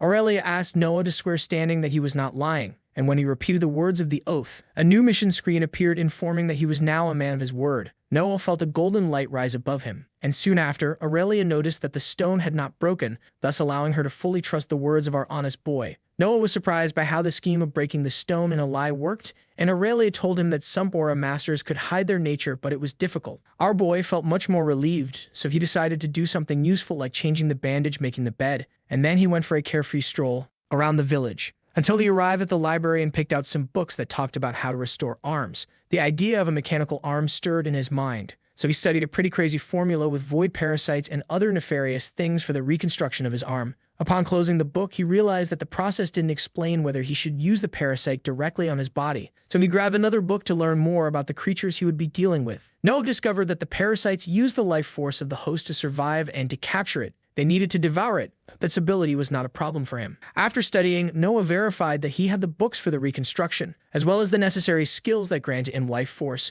so he decided to start the work. He left the library with the book under his arm and found Aurelia in a basement to begin the process. The boy placed the book, advanced on the abyss into the system, and gained level 25 experience on the subject. Then he took a mana crystal and drew a symbol on the ground. He even felt proud of his art while Aurelia observed the scribble somewhat startled. Noah positioned himself in the center of that circular mandala and opened another book while the void was invoked. The system also consumed the information from the abyssal tome, and the pages began to float around our protagonist, initiating the ritual. Moments before, in the void, the parasites floated in peace until a larger worm appeared and began to eat the little ones, poor things. A voice echoed in that astral space, invoking the creatures to bind themselves to that body as an offering. The creatures soon became excited and rushed towards the call, just like spermatozoids seeking to fertilize the egg. The mandala manifested in the space where various beings were drawn, but one of the worms cut in line without ceremony, following its nature. There was an astral battle among the abyssal beings, but the little worm managed to slip away from the jaws and entered the portal between worlds. On its path, some phrases of kindness were imprinted in its consciousness, but the main one was that the creature should always obey its master. Then there was the manifestation in the physical world before the eyes of Noah and Aurelia, who observed the process. The creature rose and heard the first command from its master. The worm crawled towards Noah, aware that if it did not obey him, it would return to the darkness. And as it approached, our protagonist saw a new arm materialize where the stump of millions had been, aiming the new pet Tony, until the limb fixed itself to Noah's body, causing a bit of pain with the implant. The system informed that the hero had been hit by an abyssal parasite, contracting 1 point of fever. Aurelia desperately activated the flames in her hand and asked Noah to cancel the ritual, but our boy warned that he was fine while trying to control that new force over his physical body. Suddenly, Noah fell, feeling pain, and upon facing his new friend, revealed that his body was burning. Then he received an ability that allowed him to tolerate pain. However, the heat was so unbearable that he instinctively lifted his shirt. His arm began to merge with that dark energy, and his fever evolved to 2 points. Aurelia approached the boy, who looked more like a shrimp, and Noah explained that the parasite was feeding on his life force to heal his arm. Once again, his arm began to hurt intensely, and Noah deduced that he needed healing potions. Noah fell again and soon gained another evolution in his pain tolerance. Then he began to meditate to take control of the situation, which ensured another evolution in his tolerance. Noah behaved like a guru, breathing deeply to concentrate his strength in the symbiosis with the least pain possible, until everything calmed down and he could contemplate Tony his new arm without any illness, but he found it strange as he could not dominate the darkened limb. The fever was removed and Aurelia handed the healing potion to the boy. He thanked her and drank the liquid while the sorceress asked if he felt better. Noah said he had no more pain and realized that Tony had not yet fully attached, so he decided not to move his arm for now. The clawed hand still emitted some remnants of the void's aura, and Noah contemplated his new weapon with strong muscles, claws, and even venomous glands in addition to cute eyes. The parasitic limb had reached level 6, and Noah was now a symbiotic human, so the system increased 2 points in all the boy's attributes. He admired his new arm while the system updated the information, and Aurelia confessed that she initially did not believe in the success of the process. Our hero said that was one of the reasons he had researched a lot, but everything turned out better than expected. Noah felt renewed and excited like a child who just got 5 pounds. But Aurelia thought the boy should hide it to avoid curious looks, as it was not normal for adventurers to take parts of monsters to restore their limbs. Although Noah found it formidable, Aurelia did not completely approve of the aesthetics of the new arm. Then Tony's eye suddenly appeared in the palm of Noah's hand, who confessed he needed to learn to control his little friend. Aurelia, curious, asked if she could pet it, and Noah replied that the pet did not bite. The sorceress began to poke Tony, who soon trembled and hid like a scared dog. She conceded that a weapon like Tony could be interesting, although the great challenge for the Awakened was to acquire equipment compatible with their level. But she confidently assumed that if the arm had a connection with the boy's astral map, it would also evolve gradually. Noah was eager to test his new toy, and Aurelia suggested they go far from the village to avoid destroying anything. They then left the city for the nearby forest, and Noah stopped in front of a huge tree. Our hero activated Tony's sinister aura and attacked the trunk several times with ferocity, which began to express a macabre semblance. And as if that weren't enough, he also added a bit of the poison that soon seeped into the trunk, marred by the blows dealt. Noah stared madly at his target with a look never seen before. Aurelia shouted, professing that Noah needed to learn to use the claws and that his movements were flawed with his left hand. However, the protagonist was relaxed and thought that Tony could help him improve his moves, as it was just an adaptation period. Noah was so silly with his toy that he couldn't stop laughing just by looking at it, and Aurelia couldn't understand how someone could be so happy using a void monster claw instead of a hand. But for Noah, it wasn't about magic, and he thought it was pretty cool that many rich people would pay a good amount to have an arm like that. Aurelia crossed her arms, not understanding the meaning of cool, so our protagonist explained various ways the sorceress could use and abuse the term in a sentence. However, Aurelia insisted that Noah's world was quite strange, but the boy commented that where there were dragons was right there, come on. And trying to continue the argument about the strangeness of a winged being breathing fire, Noah came across a huge rock. Aurelia leaned against a tree defending her point of view, without noticing that our hero activated his claws and ran towards the rock to play again with Tony. However, despite the damage caused to the stone, the boy realized that he still had some bones running through his arm. Then his obliteration was activated, and Noah noticed that the void energy seemed to react more intensely in his left arm, so he should use it with caution. Noah focused and attacked the rock again, and he jumped all happy when he saw the damage he had done this time. Aurelia, already somewhat fed up with that game, suggested they leave before they noticed the boy's disappearance. On the way, Noah couldn't wipe the silly smile off his face, and the girl, out of patience, asked what was so funny. The boy made a little joke about hands, which for Aurelia was the last straw. Then suddenly, the woman shot a burst of fire at him to make him pay attention. But Noah was clever and activated his void camouflage to escape the blow, and he ran off enjoying the situation, while the sorceress shouted that she would catch him around the corner. In the tavern, Lorian and Noah were talking about the new arm, and the boy wanted to know what people were gossiping about the subject, but the tavern keeper suggested he not pay them any mind. However, Noah's ego was so inflated that he, smiling, commented that he liked the damage. He recounted that while taking a stroll, he heard the wildest assumptions from the villagers about how he got that beauty. Then, taking advantage of the mood, he gave the people a little scare to confirm their expectations, eliciting good laughs in that relaxed chat between the old man and the boy. Lorian asked how long Noah planned to stay in the village, and the protagonist replied that about 2 days until Aurelia organized the logistics. The man commented that he found it strange for the woman to be in charge, while Noah took a sip from his mug, knowing he couldn't turn off his life force because of Tony. But after refreshing his throat, he justified that it was better to have Aurelia in control than to end up getting lost and dying out there. Noah showed a list to Lorian and asked if he could help him with the items, but the man, indignant upon reading the content, asked if the protagonist wanted to summon a demon. However, he felt relieved when the boy explained that it was just for new skills, and he handed a mana stone to Lorian to get the items as soon as possible. The tavern keeper shook his head negatively, and Noah gave him more stones, promising him more by the end of the day. And so he left the inn with empty pockets but a smile on his face. Later, a boy brought the cart to our protagonist, and he said that his boss hadn't found all the items, but everything was listed nicely. Noah came down the basement stairs with his trinkets while Aurelia stared at him, still angry about the pile he put on her in the morning. The boy asked for a little help, but the sorceress pretended it wasn't her problem, and Noah found it funny how she tried to punish him. Aurelia saw a bunch of things on the shelves and asked what the boy was going to do with those things. And Noah, pleased by her interest, told her he was going to do some tests with his abilities,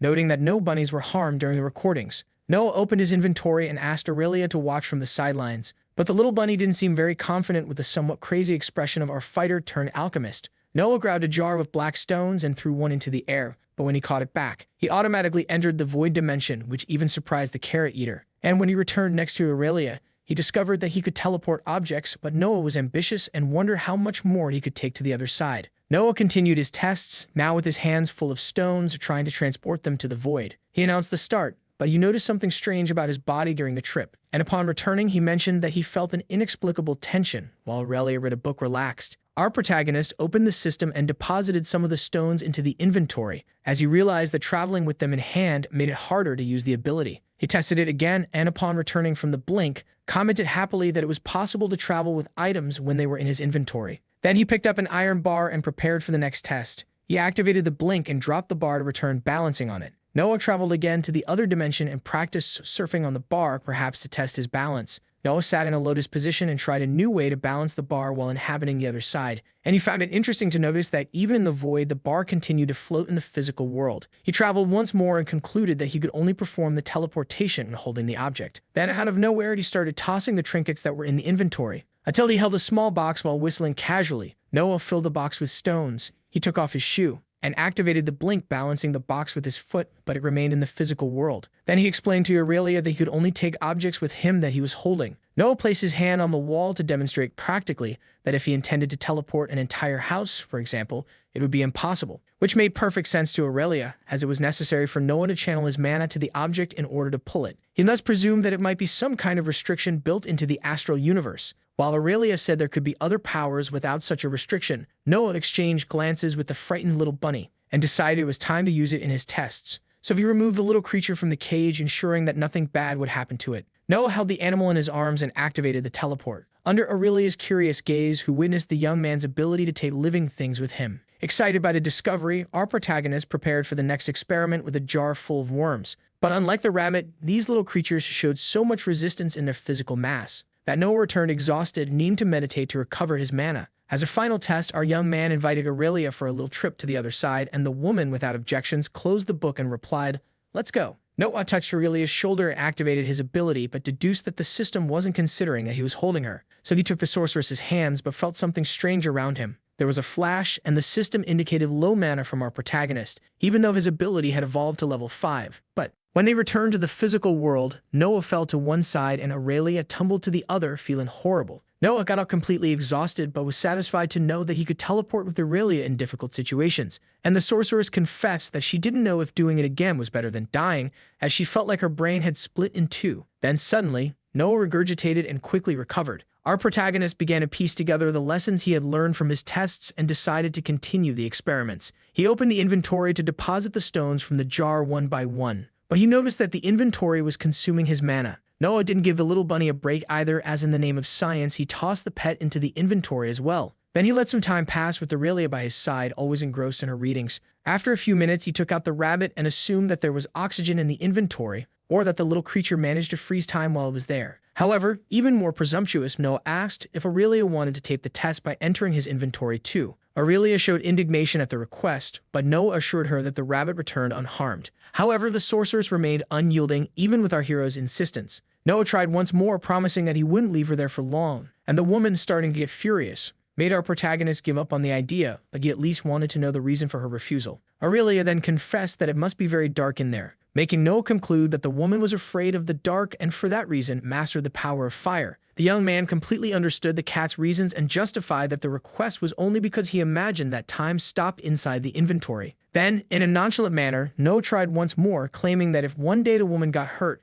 he could save her by keeping her well protected. And he mentioned that it was a matter of life or death, since she herself was no longer willing to take foolish risks, and he needed to understand how her powers worked. The speech was so convincing that Aurelia decided to accept the challenge, but on the condition that she would pull him back instantly. Otherwise, the boy would experience the true strength of her fist. Noah put away the bunny and grabbed Aurelia by the arm, saying, "Fire Witch, I choose you." But the system rejected the woman's entry, claiming that the inventory capacity had been exceeded, and Noah fell to the ground in disbelief, as this simple movement with Aurelia drained almost all his mana. However, he realized that even without capacity, the inventory was activated, so he deduced that it would be possible to store her inside when needed. But Aurelia, sneaking away, commented that she hoped it wouldn't come to that, and she decided to return to studying the manuscripts when Noah had an idea for a new test. The hero wanted to know how quickly his obliteration ability could consume those little stones, and he noticed that the hand where Tony was executed the function much faster than the normal hand. Noah began to transfer the energy of the void to a little stone and threw it against the ground,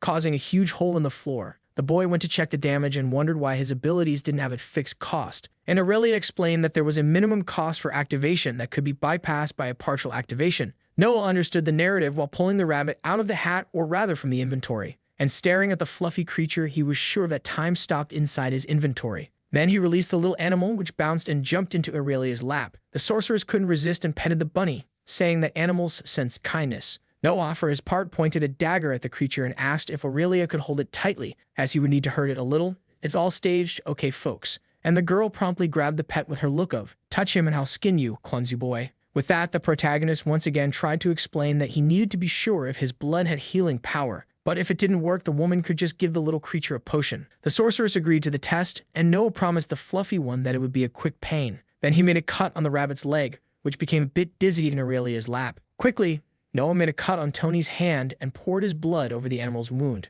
which to everyone's surprise worked family. Noah stared at his hand with some disbelief, and the pet jumped from Aurelia's lap to lick Tony's red milk. Aurelia, always cautious, warned that Noah shouldn't tell anyone about this ability, but the boy, distracted by the bunny, asked why. The sorceress warned that now he was a walking healing potion, so if he didn't want to be imprisoned to serve as a health machine, it was better to keep quiet. Then, upset, our favorite healer said he would stay quiet while the bunny begged for a little more red milk. However, Aurelia cut the fun short and warned that it was time for him to get out of there, and she released the pet into the forest, which was quite indignant at the rejection after so much collaboration for the sake of science. The little creature stayed there eating grass, but that food was no longer fun, so it was consumed by the desire for red milk, and it hopped away in search, for it understood that the giants had much to offer him. The rabbit continued its search until it found an innocent little girl playing with flowers. It approached, and the girl was happy to notice the little white creature. The animal rubbed against the child's leg, who promptly picked a leaf to return the favor. The bunny ate the little leaf, and thus they established that cute relationship sitting in the middle of the forest.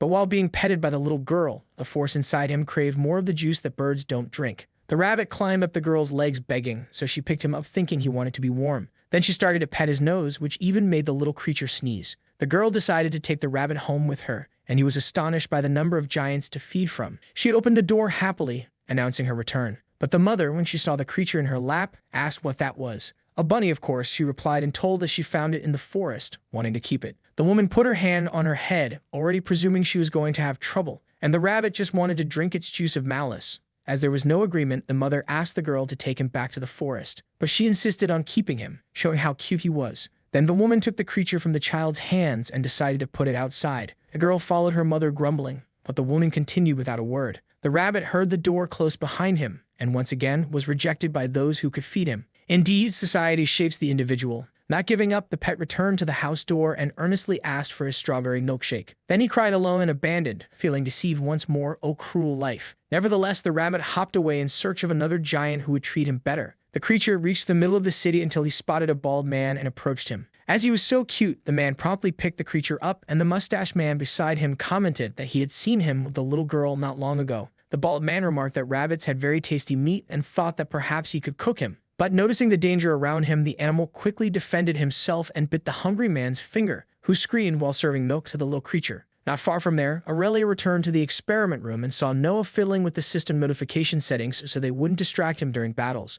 But the sorceress commented that she did like most adventurers, keeping all information in one place. Then Noah drew an email box in the system and dragged all notifications into a single folder. The protagonist decided to study the attributes, for although the names were quite intuitive, he didn't understand how they really worked. Noah tried to concentrate to find answers to his questions, and he felt as if his brain was frying, until the system rewarded him and the young man acquired a new skill to modify the soul, along with sub-attributes that left Noah even more confused, and Aurelia reminded him that the guild evaluated them when registering. Noah continued to be bothered by the lack of information and decided to tap on the screen regarding the strength attribute. A discomfort in Noah's neck took over, preventing him from focusing on his studies, and all those symbols in front of him, which composed human anatomy for magical development, made him so dizzy that he ended up fainting. The rabbit jumped from the bald man's hand and ran off with his mouth all smeared. But he thought that juice was spoiled, as it wasn't as tasty and full of carbohydrates as the previous one. The pet was outraged, as he wouldn't accept beating without his original drink. And suddenly, a predatory instinct took over him, deciding to hunt animals with fur just like a wolf or wild boar would. He went into the forest to begin his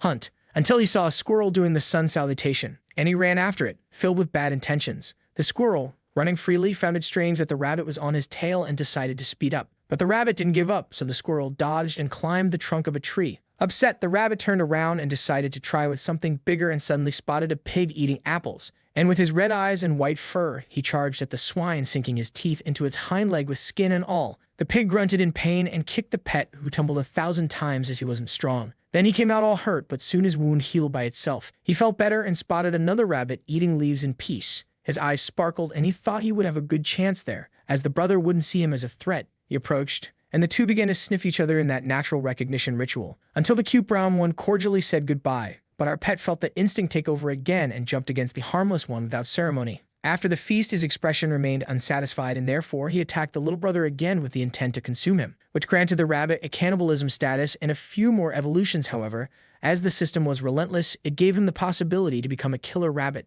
Back to our heroes, Noah visited Aurelia's room. The woman apologized for the mess of papers scattered on the table. Noah analyzed the content and deduced that the woman was more committed than he had imagined, and Aurelia justified that she had more than one goal in mind. For she was charting their path to Windrus, but needed to retrace the steps of the traitorous group before they could proceed safely. Noah understood Aurelia's purposes and seized the opportunity to ask for information about everything she knew regarding the sub-attributes. And the sorceress, understanding that he intended to become a true adventurer, said, "Stick here, Daddy, and I'll explain everything to you." Noah sat down gladly while the woman grabbed a sheet of paper. Aurelia started to draw, and Noah thought the doodle looked more like a rotten apple. But what mattered was the intention. Then the sorceress explained that the little figure was our protagonist, and the circle around it represented his soul. That it was as large as the body and represented the individual's aura. And the more he trained, the more space he would open in his soul for the 4 sub-attributes of each attribute. Aurelia gave the example that even a rank D with a high-strength attribute could be weaker than someone with all 4 sub-attributes enabled for their own strength. But she suggested that Noah not worry too much about that yet, as he had much to learn about the new world. Aurelia mentioned that she would talk about sub-attributes when the guild evaluated him, and the hero felt a bit pressured, asking what the need for such an evaluation was. Aurelia emphasized that it was of utmost importance, but she didn't go into details, as it was time to leave. An hour later, our adventurers left the village amidst the mayor's thanks, who granted them 2 horses. And he smilingly said that the village doors would always be open for both of them. Aurelia thanked him, and they continued down the road, bidding farewell to the townsfolk for their new mission in the City of Winds. The 2 suns were blazing, and Noah could hardly endure the riding. The protagonist suggested they take a break, but Aurelia said they should keep going, as time was short. Noah complained that the day had suddenly turned hot, and Aurelia explained that the suns got closer every 15 days, demonstrating that it was her favorite climate, while our protagonist wished that among his powers, he had one that could cool him down. Aurelia commented that the boy could gain heat resistance with constitution, but at the moment Noah just wished Windrus had a more pleasant temperature, because the climate of that world changed abruptly, and she gave the example that they had just been in a forest full of trees, and were now almost in the Sahara Desert. Aurelia explained that the environment was related to the strongest mana of the place, which is why the climate there was drier. Noah shielded himself from the sun, while the sorceress explained that Windrus already had more of the strength of air, and the boy wished they would find fewer places rich in solar mana stones, a comment that drew hearty laughter from Aurelia. The woman warned our novice to stay well hydrated, and said they would soon take a break for the hot one to cool off. Noah, already melting, grabbed his canteen and gulped down some water, when Aurelia suddenly spotted something in the distance. But Noah, due to the sunstroke, couldn't identify it and heard the sorceress say they should go faster. The 2 then galloped swiftly towards a man driving a carriage. It passed by the coachman casually, who greeted them cordially, and asked with a smile if the guild had sent people. Noah and Aurelia exchanged glances, and the sorceress replied that they were just 2 adventurers on their way to Windrus and wanted to know if there was any problem there. The coachman said that a landslide in the valley had blocked the way, and he didn't know how long it would take to send a geomancer to resolve the issue. The heroes moved ahead to the large rock blocking the road, and upon confirming the path on the map, Aurelia suggested another riskier route. Seriously, the sorceress said she didn't want to sleep in the forest, so she decided they would travel through the night, but Noah thought the decision was somewhat insane. The coachman was astonished that they chose the Serpent's Grove, and Noah wanted to know what the problem with the place was besides the intimidating name. In a grim tone, the man revealed that there were rumors of a worm in the area,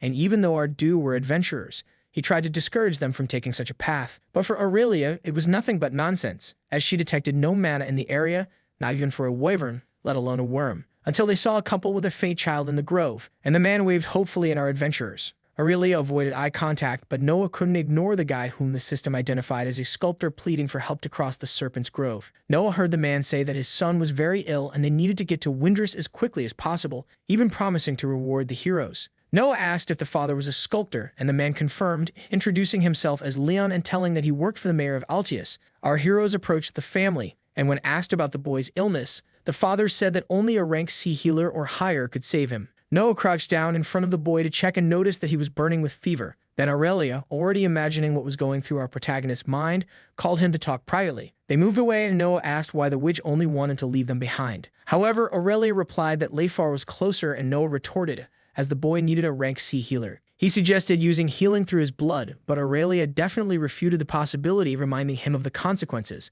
Then the young man decided they would take the family to Windrest, and Liam thanked them immensely as the system updated the mission tab for our hero, considering it difficult with an unknown reward. The man informed his wife that they would continue their journey, but before Noah called them, and handed a tube with a red liquid to give to the boy. For following Aurelia's advice, our young man cut himself gently to not reveal Tony's properties, so in the little jar it stays relaxed without drawing attention. Shia, who was the mother, showed the medicine to the boy, warning they would help him with the fever. But the boy looked at the tube with disgust. Then Noah told him he would take his parents to the big city to heal him and the little medicine would make him feel better. Arios, the boy, hesitated for a moment but drank the wicked juice all at once. Then Aurelia, who was already on the horse's back, spoke dryly that they should leave soon, as the journey was long. The road through the forest continued with freshness, and Aurelia, who was carrying the woman with the child, said that the path would have an exit to the right, bringing them face to face with Windrest, and if they continued to travel through the night, they could arrive at dawn. Noah made no objections and continued to ride, taking the boy's father with him, and he commented that he did not know Altius mentioned earlier, but Leon explained that it was a city to the west, near the Lost Forest. Our protagonist wanted to know a bit more about the man's profession as a sculptor, who promptly took a teddy bear out of his bag and said it was his specialty. Noah was astonished by the doll dancing in the man's palm, while he explained that the mayor had hired him to make watchtowers for the city. Curious, our young man wanted to know how the teddy bear moved on its own, and Leon explained that it was a skill he had to command the sculptures. On the other side, Aurelia was talking to Shia that rank C healers were not very common, and therefore their services tended to be expensive. Then the woman told that they had sent letters to a group that had a rank C healer and decided to help them. Worried, Aurelia asked if the group was called Iron Fists, but the woman replied that it was something like the Just Light. Liam thanked for having found someone, as Arios had been ill for over a week and they no longer knew what to do. And with trembling hands, the man commented that many children were falling ill under rumors of a curse or plague. Noah was outraged, and Leon said that the elders had also been affected. Shia told that besides being a seamstress, she performed births, and in the last month, all the children had been born weak, and the population no longer knew what to do. Leon, outraged, also commented that there had been more movements from the Abyss cultists, as if the Church of these demons was sending more priests than usual. At that moment, Noah and Aurelia listened attentively, as they knew what the man was talking about. Shia said that her wish was to go to another place after Arios got better, but Liam reminded her that they could not leave the city after all the mayor had done for them. Time passed, and suddenly the sun was blocked by an unusual darkness. Then Noah looked at the sky and prepared to use the eyes of the Void Hunter, while Aurelia promptly activated the flames in one of her hands, hoping it wouldn't be what she imagined. A voice echoed among the trees, leaving our travelers perplexed. Then the witch urged them to leave quickly, and so they rode with all the speed they could. But Noah, curious, looked back and saw a creature that the system recognized as a zombie bear. They continued to flee until the horses suddenly stopped. Noah asked if it was normal to darken like that, and Aurelia replied that something was wrong. She dismounted from the horse and looked up, apprehensive. Then she jumped to the high branches and shouted that they should leave immediately, while Noah, with the hunter's vision activated, seemed unable to believe what his eyes saw. Aurelia returned and commented that exactly what she feared was happening, and for that reason, she ordered them to leave the horses and continue on foot. The heroine slapped the horse's flank, which neighed, and the two took off running. Then the adventurers began to run as fast as they could down the road in the opposite direction. Amidst their long strides, Noah asked what was happening, and Aurelia replied that it was an eclipse. Noah looked at the sun, curious about the information, but received an elbow from his partner, who told the idiot not to do that. The protagonist wanted to know why, and Aurelia began to explain that when the suns and the moon aligned, day turned into night. In parallel to the heroes, the rabbit received his nickname of Killer under the face of the eclipse, where the observer cast his gaze upon the world. The creature touched the yes of the system, and an evil spirit consumed him. The fire eyes of the sorceress contrasted with the eyes of darkness, which commanded the new servant to instill madness in those who crossed his path. The sinister rabbit then had his soul corrupted by the madness of the observer. As long as the eclipse lasted, the monsters went into a frenzy and the zombies reappeared with their hordes, Aurelia said, squeezing Noah's arm. Now they had to find a safe place while they were not hunted. In the eclipse, the search for survival was not to look back, but alert to the dangers that lurked just ahead. The hero's escape continued while the observer judged the souls of those he could reach. Noah sensed the danger from the system's information and wondered if the others were seeing or feeling the same as he was. For the observer wanted to be looked at, and our hero tried in every way to resist the temptation, until Aurelia noticed the presence of something and asked Noah to protect the family. Aurelia screamed and attacked with her flames a zombie bear that appeared fiercely before her. She struck it repeatedly. The creature resisted strongly. Meanwhile, Noah kept the citizens protected in the rear, but he drew his blades and, with the hungry eyes of the void, ordered the family to flee as fast as they could. However, a serpent appeared stealthily, but the protagonist's eyes detected it. Then, with a quick strike, he cut the creature in half. Aurelia continued her battle with the zombie beast, and Shia, who watched everything horrified behind Leon, did not notice a hand crawling in her direction. A zombie lunged at the woman and grabbed her leg with its cold, putrid fingers. Shia screamed for help, trying to free herself from the monster while still holding Arios in her lap. Then Noah approached and threw his dagger at the zombie, to then finish it off with ease. Noah supported Shia in his arms, but the woman ended up having her ankle affected by the monster. And our protagonist, realizing the severity of the injury, did not hesitate and cut the palm of his hand to save her from transformation. He placed Tony over the woman's wound and said he would heal her. Meanwhile, Leon showed that he was also good at fighting and made the teddy bear grow and fight against the zombie bear. Aisha felt the pain diminish and, supported by Noah, managed to return to the others. Aurelia and the teddy bear dealt with the big monster, but in the distance, silhouettes were forming and the sorceress had a bad omen. They began to run from the zombies, and Aurelia, with unmatched acrobatic skill, jumped onto the back of the good bear. She held hands with Noah and the family, who also climbed onto the animal. They fled until Leon pointed to a place that could serve as refuge until the eclipse passed, and Aurelia shot her fiery blasts at the zombies and they rode towards the cave proposed by the sculptor. The dead burned with each blow, but suddenly one of them jumped at our heroes, and with its enraged eyes and putrid skin, which once belonged to a young man, pushed our protagonist off the mount. Noah tried to free himself from the zombie boy, when suddenly he saw the creature's head consumed by Aurelia's flames. Then our hero activated his blink and quickly returned to the back of the animal right behind the escorted family. They stared at Noah, worried, and the sorceress asked if he had been bitten, but the protagonist replied that he was fine. The group finally reached the cave, but Noah fell off the horse, or rather the bear, with the animal's skid. While they studied the entrance of the refuge, Aurelia noticed that the zombies were not advancing. It was then that a cold sweat tear ran down Leon's face as he realized what the possible hiding place was, and a colossal form with sparkling eyes began to emerge from the shadows. But while the enormous creature leaned into the darkness, Aurelia had not realized the danger. Our heroes were cornered between the horde of zombies and the threatening eyes emerging from the cave, and Aurelia was overcome by a sensation she was not used to, until the great dragon snake presented itself, bringing terror and fear to those who faced it. The feeling was so horrible that Noah found himself without hope of staying alive. They could not move, then everything seemed to be the end. The sorceress fought against that absolute power while the fragility of Arios exploded into childish tears. The dragon was leaving its den and sniffed our heroes, who remained petrified. There was only despair, and Noah lamented not being able to save the little boy. But suddenly, something unusual happened in Noah's eyes. The dragon took a liking to Arios, who gently petted it. The happiness and childlike purity were the key. And so the boy received a scale from the dragon, which removed all terror. Relief and peace returned to Noah and the others' consciousness,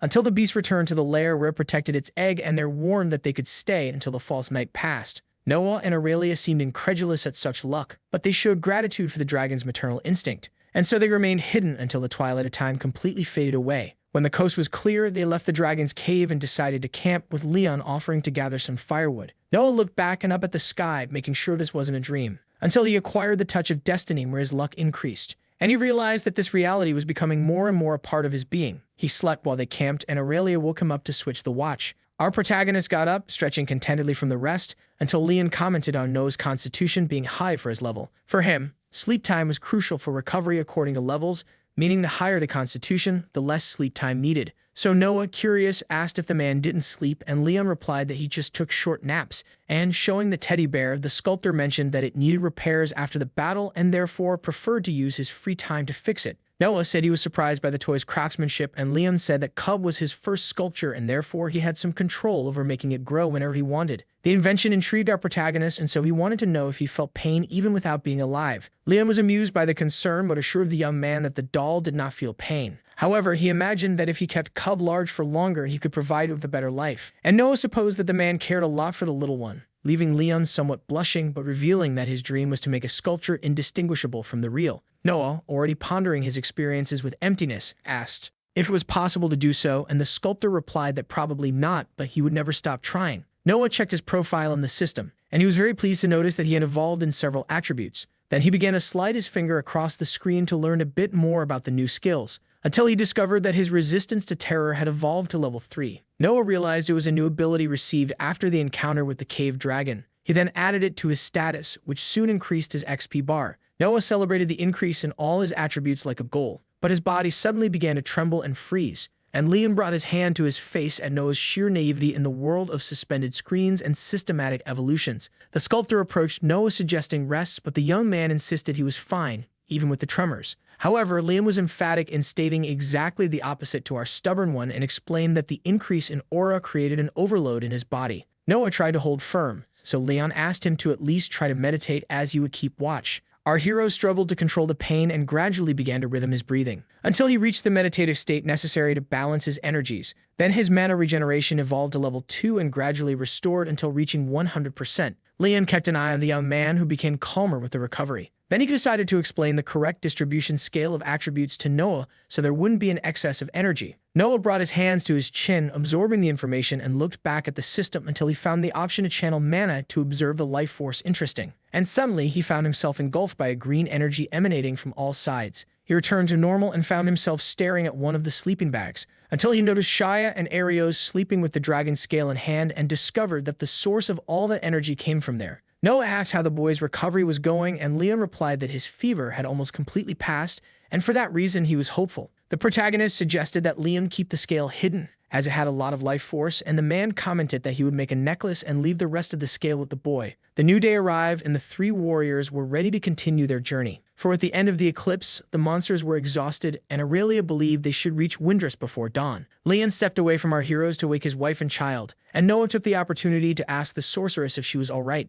Then Aurelia, despite her worried expression from the recent events, replied that everything was in order, but she confessed that she was still a bit disturbed by their luck in having come out alive after the encounter with the dragon. Meanwhile, Leon strangely went to wake Aisha, and giving a sidelong glance at the heroes, informed his wife that it was time to leave. The sculptor took the scale with his son and said he would keep it for precaution. They continued their journey, and Noah was worried about Aurelia's strange demeanor. The next day, a beautiful city protected by large walls was observed by some men who were flying over it with a winged mechanism. And Noah was astonished, imagining they could be giant eagles. But Aurelia explained that they were feathered gliders and that they used wind mana, allowing them to soar over great distances. The sorceress told Noah that the sensation of flying was wonderful and that she would show him how it worked as soon as they arrived in the city. Our protagonist noticed that the city had no entrance gate and asked if they were on the opposite side. But Aurelia pointed to the wall where there was a moving elevator, which left Noah dumbfounded. They took the means of transport, and Noah looked like a child in an amusement park, gazing upwards, until the elevator ascended rapidly, and our boy displayed a newly unlocked fear. With their spirits controlled, they enjoyed the view as they reached the top of the wall.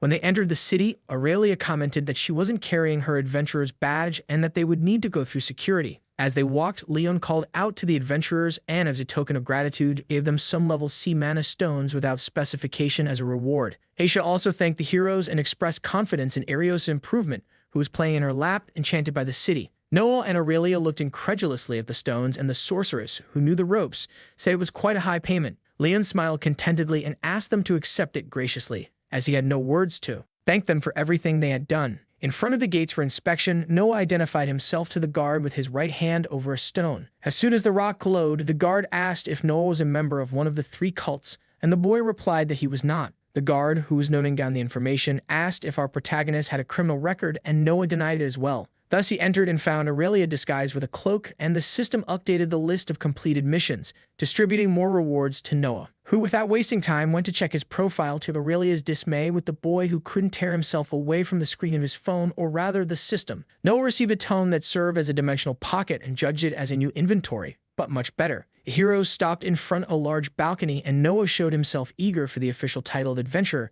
making the sorceress proud of her pupil. Aurelia took him to try out the city's winged mechanism as promised, and when everything was ready for them to fly, the woman put a mask over her face that the system identified as a veil that altered even the voice of the wearer, making Noah find it quite frightening. But for Aurelia, it was better to stay that way and remain alive than to be found by her old group of traitors. They walked to the open part of the balcony while many people took relaxed flights. Noah stopped at the starting point and his legs trembled at the height of the place. Then Aurelia said she would go first and asked the boy to follow her when he felt safe. But Noah said nothing and stood frozen, swallowing saliva behind his nervous smile. Aurelia prepared herself and launched herself with the mastery of a bird of prey, which left our hero speechless and confident to make his debut jump. Then the wings extended, leaving him somewhat stunned, but with confidence he took a few more steps forward. And thus he jumped, feeling the wind brush against his face continuously. But the people who saw him jump looked curiously at the boy's posture, and he himself thought that something was not quite right. However, he remembered that the guy on the platform said the wings worked on their own through the air mana stone and were connected to the mechanism in his body. Thus, he found the stability needed to enjoy the ride. Aurelia, watching the boy enjoy the flight, said she missed that experience,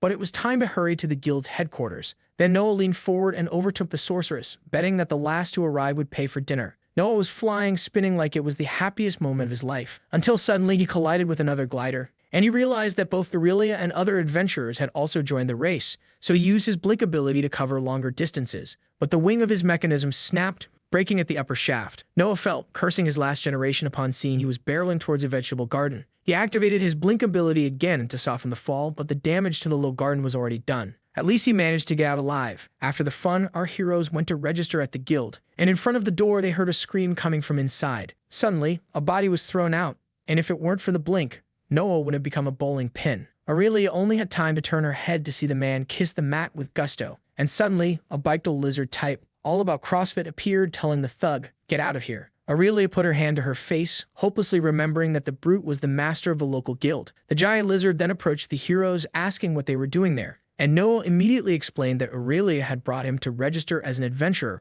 prompting the woman to reveal her identity. The big guy then called out a certain nay with his deafening voice to announce that there was a newbie in the area. Then, totally contrasting with the brute, a cute girl appeared to welcome our adventurers. Noah confirmed by looking down as the girl barely reached his waist. Then she smiled and invited our protagonist to enter the guild headquarters. Noah followed the little legs but was startled when he saw a bunch of big guys sprawled on the floor of the main hall. The girl asked our young man not to worry, as it was training day with the leader, so they only had 5 minutes of sparring without losing friendship, and she reinforced that the members were not dead, just too tired to get up. Noah didn't really enjoy the joke, but he approached the counter where Lil Nay asked if he was familiar with the registration process. Our protagonist shook his head negatively and wondered if the girl wasn't too young for the job, but she, being half celestial, was much older than the curious one. Aurelia interrupted the registration to ask if she could get another adventurer's plate on site, as she had lost hers in the last campaign with the Iron Fists. The receptionist then asked for a moment to confirm. She approached a bookshelf and confirmed that for a reissue of the plate,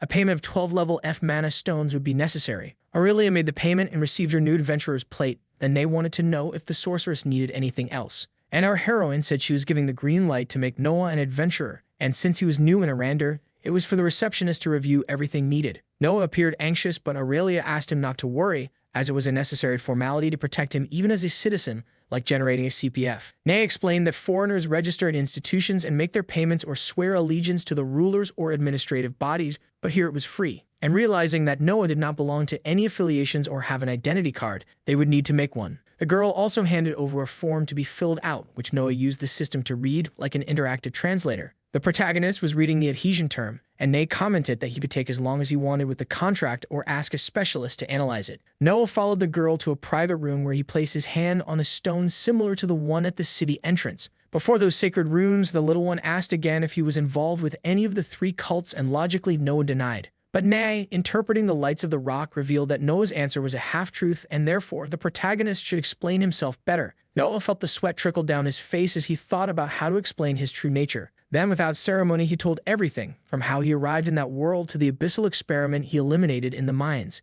With wide, curious eyes, the receptionist cleared her throat and said, "Next question, my young man." Aurelia, attentive, saw Noah respond that he felt neutral when asked if he was a friend or enemy of the people of Arander, but that he was always willing to help. Nay gave Noah a list of paths to check if he was aligned with the bad things. But our prota, despite having all of his paths based on emptiness, did not belong to any of that sinister list. The little one looked at the shining rock and informed that they were almost at the end of the tests, but something left her expression worried. However, she was interrupted by the bell ringing, and the boss entered, apologizing for the interruption, but he couldn't help but overhear the conversation that was going on. And Noah looked intrigued at the imposing lizard, who said in his guttural voice, "You are a foreigner.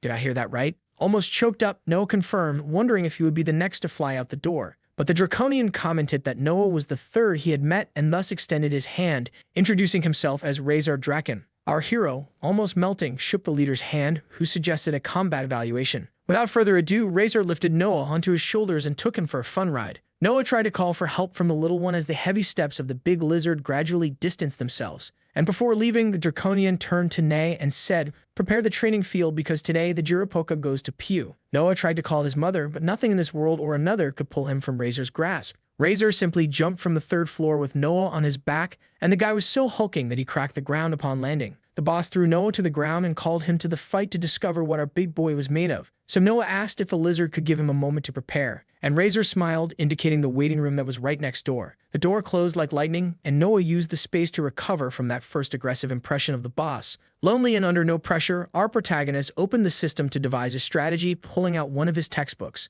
Noah took the tom from his dimensional pocket that allowed him to use the astral energy of his soul to create a kind of cloud storage for everything he had. Razor pounded on the door, eager to show the boy how many scales it takes to make a lizard, and Noah, who needed a bit more time, noticed a vase on the table and thought it was a good object to test his new ability. However, when he absorbed the vase, he had the slight impression that it was in his pants pocket. So he commanded the jar to his hand and was stunned to realize that he could now teleport objects with extreme ease. But he didn't even have time to celebrate as Razor burst through the door, asking if the rookie was ready. Noah replied that he was, and the Draconian leader asked him to show his fighting skills. There was a brief silence as Noah assessed Razor from a distance. Then the leader said that if Noah landed a hit on him, he could move on to the next house. No, wait, that's another story. Noah scratched his head, as the task didn't seem that difficult, and the convinced crowd encouraged our hero to see him take some good hits while Aurelia remained silent next to a girl with glasses who was taking notes. Razor's eyes were intimidating, and he crossed his arms, waiting for the boy's moves. And suddenly, the aura of the cocky lizard surged by over 1,000,000 points.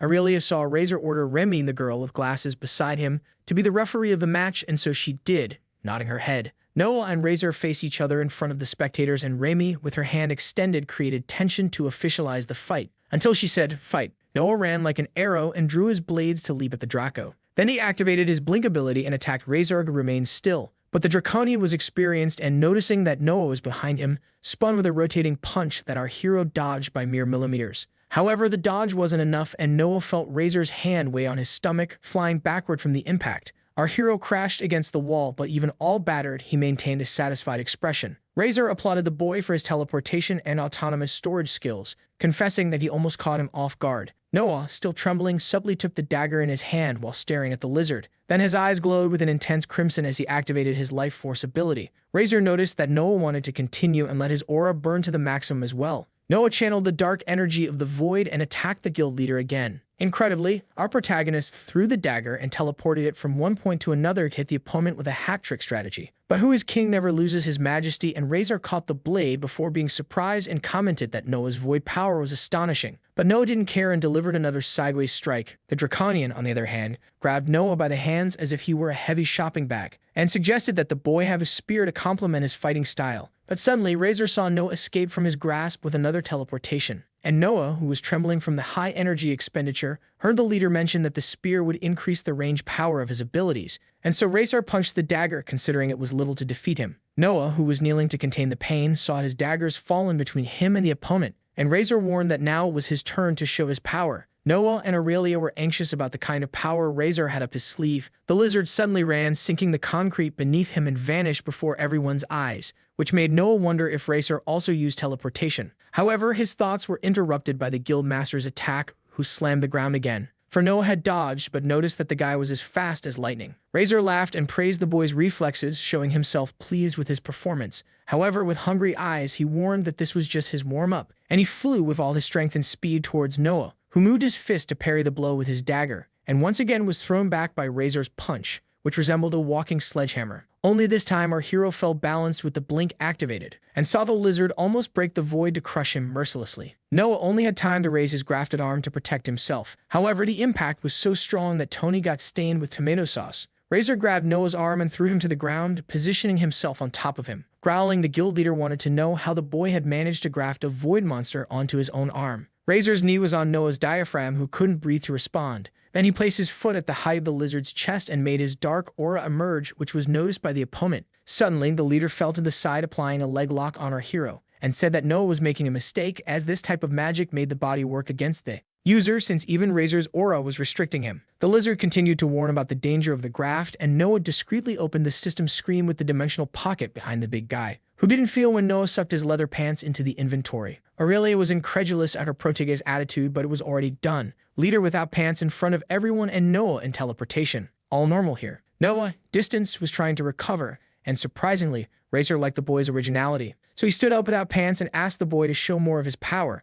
suddenly throwing the dagger towards Noah, who could do nothing at first. But our protagonist activated the Astral Walker to pull the dagger and entered the dimensional portal, intending to regain his strength. And there, before his reflection in the blade, he tried to find ways to hit someone stronger and faster than him. Then, as if nothing was happening, the pot of stones floated and touched his back as if to say, "I'm here, baby." And Noah promptly smiled with his million-dollar ideas. Noah opened the pot while hearing Razor grumble that he was playing dirty. But he quickly returned to reality and shot the rocky projectiles towards the lizard, who felt his eyes blur with the meteor shower against his face. Several void portals opened above Razor, who was hit multiple times by the stones. Genius. But his life is not a strawberry. Noah's mana ran low, and as a last attempt, he returned to the physical world, stretching Tony's hand to touch Razor's scales, who noticed immediately and grabbed our hero's arm. "Not here, baby." Then he grabbed Noah and took him to the ground again. But Noah smiled and warned, "Behind you, handsome." Suddenly, Noah's daggers emerged from the astral, aimed at Razor's back and stabbed his back, catching him off guard. Razor stood up and stretched his hand towards Noah, congratulating him on his victory. Then, emphatically, Remy announced that Noah had passed the combat test, and the crowd applauded, incredulous and excited. The adventurers who witnessed Noah's victory wanted to know his rank at all costs, and one of them, with a book in hand, exclaimed that he was the 48th, being in the top 50.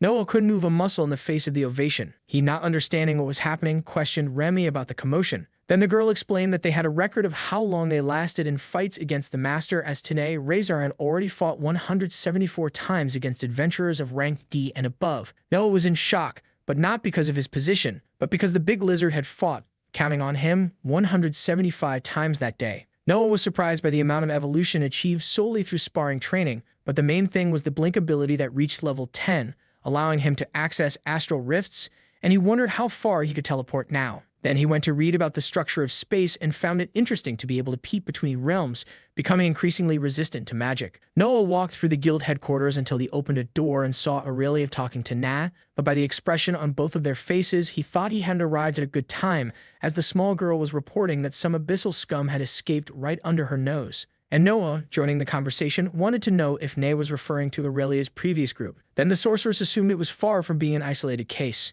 They said she was mapping the case due to the disappearances, as many of them were linked to missions that certain guild members had accepted. The girl was outraged, as if people lost faith in the guilds, it would be a total disaster, especially with those cultist members acting in the shadows. Noah asked if Aurelia had found the traitors, but according to the sorceress, her last lead was that they were on some mission near Windrest. Nay brought her fingers to her head and focused her magic to help Aurelia search for the suspects in specific places. And when the papers began to float around the room, Noah was astonished by the girl's power, which Aurelia whispered was the magic of fate. Until suddenly, Nay focused on one of the papers and caught it in the air, promptly revealing that Aquarius was the location of the new search for our heroes, which made Aurelia bow to the mage in gratitude. However, Nay asked them to consider this an official mission to track down the Iron Fists and bring them to the guild. And when the system updated the new mission, which was called Vengeful Hunt, the small receptionist only asked for one thing: bring one of them back alive. After the day at the guild, Noah wanted to buy a spear, and Aurelia told him to follow her, as if she knew the right place for that. Sorceress guided Noah through a kind of tunnel, and the boy felt somewhat apprehensive about the place as they descended a staircase. Then they reached a wooden door with a sign hanging, and Aurelia turned the doorknob while greeting someone named Josiah who was in the room. The boy opened a genuine smile and seemed quite familiar with the fire parakeet, but that nickname is only for those close. You see, chat. He hugged Aurelia, saying he missed her, and the sorceress returned the affection sincerely. Then she introduced Noah, who waved somewhat shyly at the young man with an easy smile, who promptly shook our protagonist's hand cordially. Aurelia mentioned that Jose came from a renowned family of craftsmen and had become a great friend of hers, also being responsible for making her gauntlets. The young man then smiled modestly, and noticing that Aurelia wasn't wearing the gauntlets, wanted to know what had happened. The sorceress explained that she had been captured by the cultists and lamented losing all her equipment. But Josiah, all cheerful, said he had a new fire spell in hand and was eager to test it, and Aurelia was definitely the right person for that. Without further ado, the sorceress accepted, to the delight of the good vibes boy, and not forgetting Noah, of course, who wanted a spear that matched his fighting style. Josiah then asked our hero to accompany him to choose the perfect spear. Noah followed the boy into a room with various weapons displayed side by side. Then Jose showed an invoked spear that had a triple attack ability when executing a strike almost simultaneously. Noah saw the craftsman show another spear in a spiral shape that sent blades of wind through magic. With so many options, Jose left our hero free to make his choices. Noah walked through the arsenal until something caught his attention. A red spear imbued with blood, so powerful that it could even kill its wielder. And with great interest, our protagonist asked to take a look, and he was drooling over the weapon that was imbued with a crimson rot of a dying warrior spirit remaining from the sacred Valkyries. Noah chose his spear and wanted to know how much it cost, which left Jose somewhat perplexed. Jose dropped his friendly demeanor and tried, politely out of respect for Aurelia, to inform Noah that the Manga spear was not for sale. The young man, holding the shaft with a cloth, explained that he only kept the spear in his arsenal because he hoped to remove its crimson rot magic. Noah looked seriously at the young man as he explained that if a limb were infected by the spear's magic, the only option for healing was to amputate it, in addition to needing a resistance to rot that few people in the world possessed. Noah raised his eyebrows mysteriously and lifted his grafted hand, asking to at least conduct a test. However, Jose appeared hesitant and warned that the magic could destroy even his false arm, so he apologized but said the deal would not be closed. Nevertheless, Noah tried to persuade the young man and claimed to have certain traits that would allow him to wield that weapon. Suddenly, Aurelia's voice emerged at the door, asking to let the protagonist take the weapon, as that conversation had dragged on too long, and Jose, incredulous, reminded his friend how dangerous rot magic could be. Aurelia agreed with the craftsman but mentioned that she had seen Noah bombarded by necrotoxins and still came out unscathed. Moreover, if Jose refused, the clever one would simply teleport in the dead of night and steal the spear anyway. The craftsman nearly choked upon learning that Noah had teleportation skills. Then, reluctantly, he sold the spear for 8 Class D mana stones and warned that the cautious live longer. Noah tried to haggle for 5 stones, and Jose ended up conceding with a sour expression. Leaving with his new toy, Noah asked if the craftsman had the tome for proficiency in spears, and the young man replied that he would sell it for 2 more mana stones. And so he handed the tome to Noah, who also received a new outfit as a bonus. Aurelia just watched the boys make their deals, and Noah, not wasting any time, quickly acquired the necessary information in the system about handling the weapon and its qualities. Jose commented that Noah had chosen a difficult weapon to wield, and that if our hero wanted to return it, he wouldn't do so for the same price. Supply and demand, you know. Noah donned the coat that made him look like a power metal vocalist and thus said goodbye alongside Aurelia to the nice craftsman. Our protagonist wanted to test the spear as soon as possible, but Aurelia, like a mother vetoing her child's new toy, only allowed him to use the weapon after dinner. And Noah, full of sulk, questioned why he couldn't have fun. But he became interested when Aurelia suggested they check out the astral rift of the castle. Noticing the young man's curiosity, the sorceress said that the castle was built over a rift that led to the astral plane of winds, and Noah liked the idea. They stood watching the show of flying men, and Noah wanted to enjoy the spectacle more. However, Aurelia said she had more important things to do than babysit a guy flirting with the town girls. And despite accepting the lecture, our protagonist justified that he just wanted to stay until the song ended, as he wasn't flirting. But the guy couldn't stop looking back, and Aurelia nearly punched the stud in the face. Noah admitted that the herb-selling girl was cute, but Aurelia disillusioned him by saying she was nothing more than a herbalist thief. Aurelia explained that these girls targeted tourists, inviting them to drink by offering their herbal specialties. But then they would steal even their underwear if necessary. Noah, still smitten, commented that the drinks didn't affect him. So the sorceress let go of his hand and went ahead, impatient with testosterone. They arrived at a large castle where the local governor lived. Aurelia stopped and stared at its towers, and Noah approached without saying anything. The sorceress told him that there was also the temple of Avera, the goddess of winds and wisdom. And according to legends, she was responsible for opening the astral rifts in that region, which made Noah wonder if the gods could open them at will. Aurelia confirmed in response, but mentioned that there were rifts capable of opening on their own in nature. Noah also wanted to know a bit more about the deity Avera, and Aurelia said that if they were lucky, they would find her in the temple. And to ensure that nothing would go out of control, she advised Noah to show respect if the goddess appeared. So to defend himself, Noah replied that he wasn't 4 years old. However, for Aurelia, 4 years was a mature age for someone throwing a tantrum over a spear. Noah felt that in his heart, but Aurelia enjoyed having managed to tease him this time. Until our protagonist saw a kind of fairy spinning and dancing before his eyes. Then Aurelia commented that these fluffy creatures were air elementals, very common around those parts like fireflies in a dark place. Noah wanted to know if they wandered around all the time, and the sorceress explained that this was the temple of the goddess of air, so they flew freely. Our hero tried to socialize with one of the little beings, but got bitten on the finger with gusto. The little creature then flew away and complained that Noah smelled of emptiness. Aurelia looked back, reprimanding the young man, but he explained that he tried to be nice and the fairy simply attacked him because he stank. The sorceress almost spat from laughing, and she said she couldn't disagree with the elemental, although she herself would never have the courage to say that so openly to the Lord of Astral Hygiene. They entered the temple, and Noah came across the image of Avera and her familiar deity named Vedi, while a vortex of energy swirled beneath his feet. Noah asked if the vortex was an astral rift, and Aurelia confirmed, saying that one could probably feel a torrent of air emanating from it. The young man walked towards the rift, but one of the fairies promptly blocked his path and invited Noah to visit her home, for, according to her, the Great Mother would love to meet the Stinky One. Noah stood before the portal while the little elemental curiously insisted that he enter her home. The vortex seduced Noah insistently, so he told Aurelia what was happening, and the sorceress expressed some disbelief. Noah confessed that he felt tempted to enter, but Aurelia explained that if he did, he would be torn into 1,000 pieces until his mana completely disappeared. However, our hero did not feel intimidated and asked Aurelia to hold his hand so they could discover together what was inside, but the woman firmly refused. And when she tried to convince him to give up the stupid idea, Noah simply activated Blink and left Aurelia's line of sight. Then he grabbed the sorceress and jumped into the vortex, which sucked them in like a black hole. However, the lights were intense in the place, and Noah widened his eyes to identify everything around him, while the fairy guided them through numerous doors that formed in that astral corridor. They kept following until they suddenly fell into the astral plane of winds. Aurelia, indignant, asked what the crazy guy thought he was doing. But suddenly, they heard a soft voice wishing them welcome, and a magnificent and imposing woman sitting on her throne remarked that it had been a long time since she had received interesting visitors.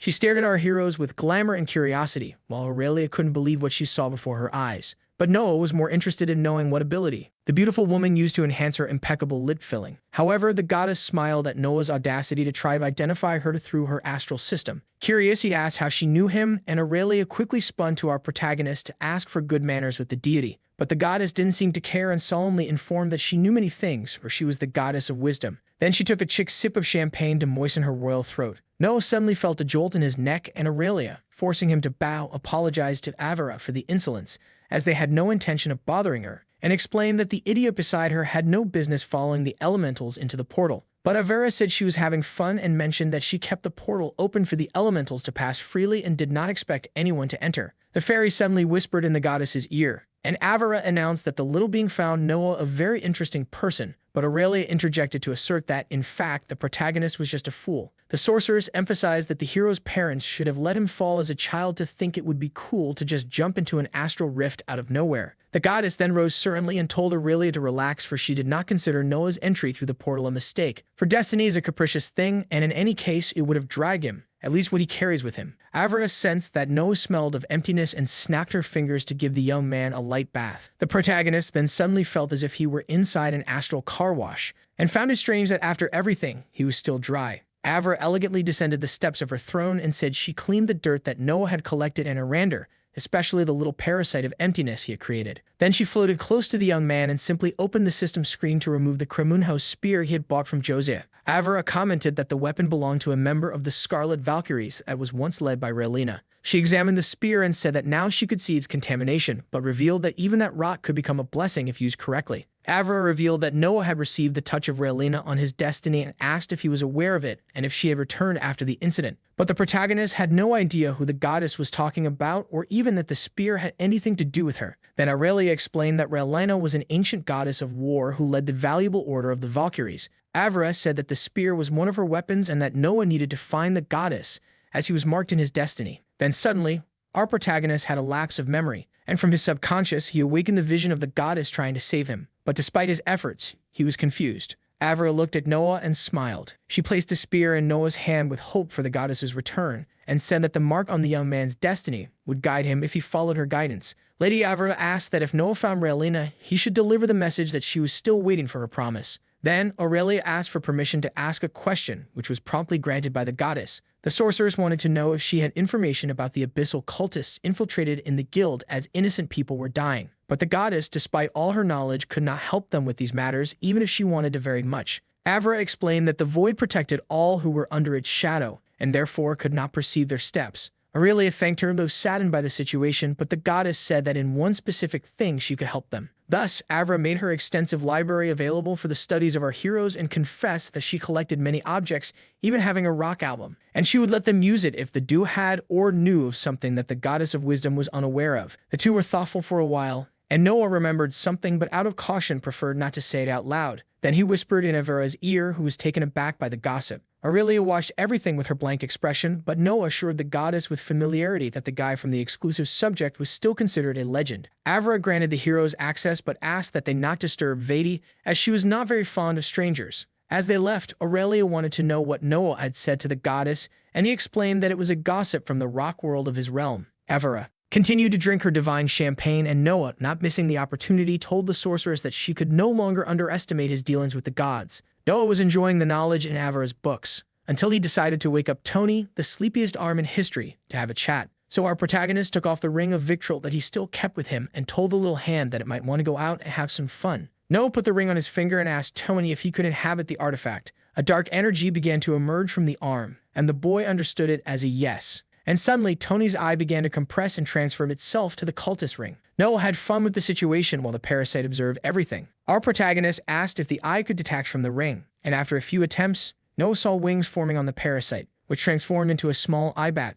Tony flew up to the highest shelves and began to read the books through the system. This made Noah notice new abilities on his sheet, as well as considerable evolutions in his paths. Noah started to put the books away, and one of the fairies approached to say that the mother goddess liked the stinky one. Then, quite excited, the elemental wanted to show something to our hero and flew off for him to follow. Noah noticed that the fairy invited him to another astral rift, so he moved his lips in curiosity and thus crossed the barrier. On the other side, the little air creature continued to guide him through a kind of garden with a fountain, and Noah showed himself surprised by the objects sculpted in flowers where the water flowed calmly. Several elementals flew alongside Noah until they began to dive into the fountain, and the protagonist discovered that there was another world hidden beneath the surface of the water. Noah thought about submerging his grafted hand, but a voice behind him suggested that he not do that. He turned around, and a kind of giant pigeon asked who the mortal was that tired its beauty. Noah then explained that he was in the library and decided to take a stroll through an astral rift and presumed that the bird was Vedi. The dove seemed a bit irritated that Avara kept pulling mortals into her world. She stared at Noah and wondered why the goddess chose someone who smelled so much of emptiness and decay this time. But Vedi herself answered upon realizing that Noah was bound to some fate,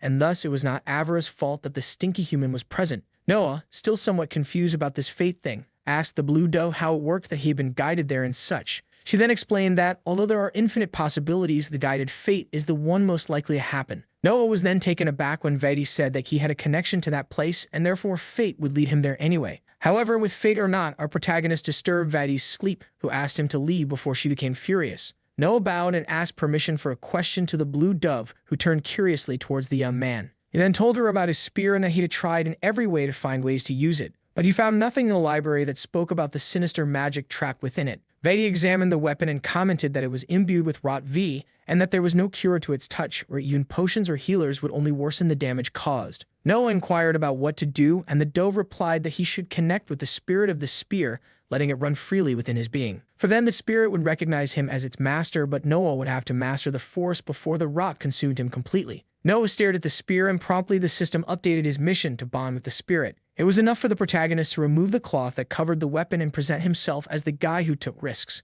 Vadi thought it was foolish of the young man, but she was willing to watch the spectacle until the end, which, regardless of the outcome, would be etched in her mind. Noah looked at the dove and said, "Watch and you will see." Then he inflicted himself with the rot, which was soon flagged by the system, but curiously his and Tony's abilities resisted all types of diseases manifested by the spear. And suddenly it happened. The red screen asked if Noah would like to create the bond. Noah touched yes and suddenly was transported to a rift or part of the weapon's consciousness where various bodies and skeletons were piled over a river of blood. With the silhouette of a man watching him in the background, Noah then asked in shock what kind of place that was. He stared at the silhouette and asked who he was, but for a few seconds he received no answers. Guys, that's the end of the video.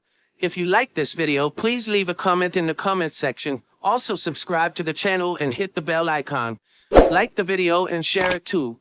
Thank you for watching and see you next time again.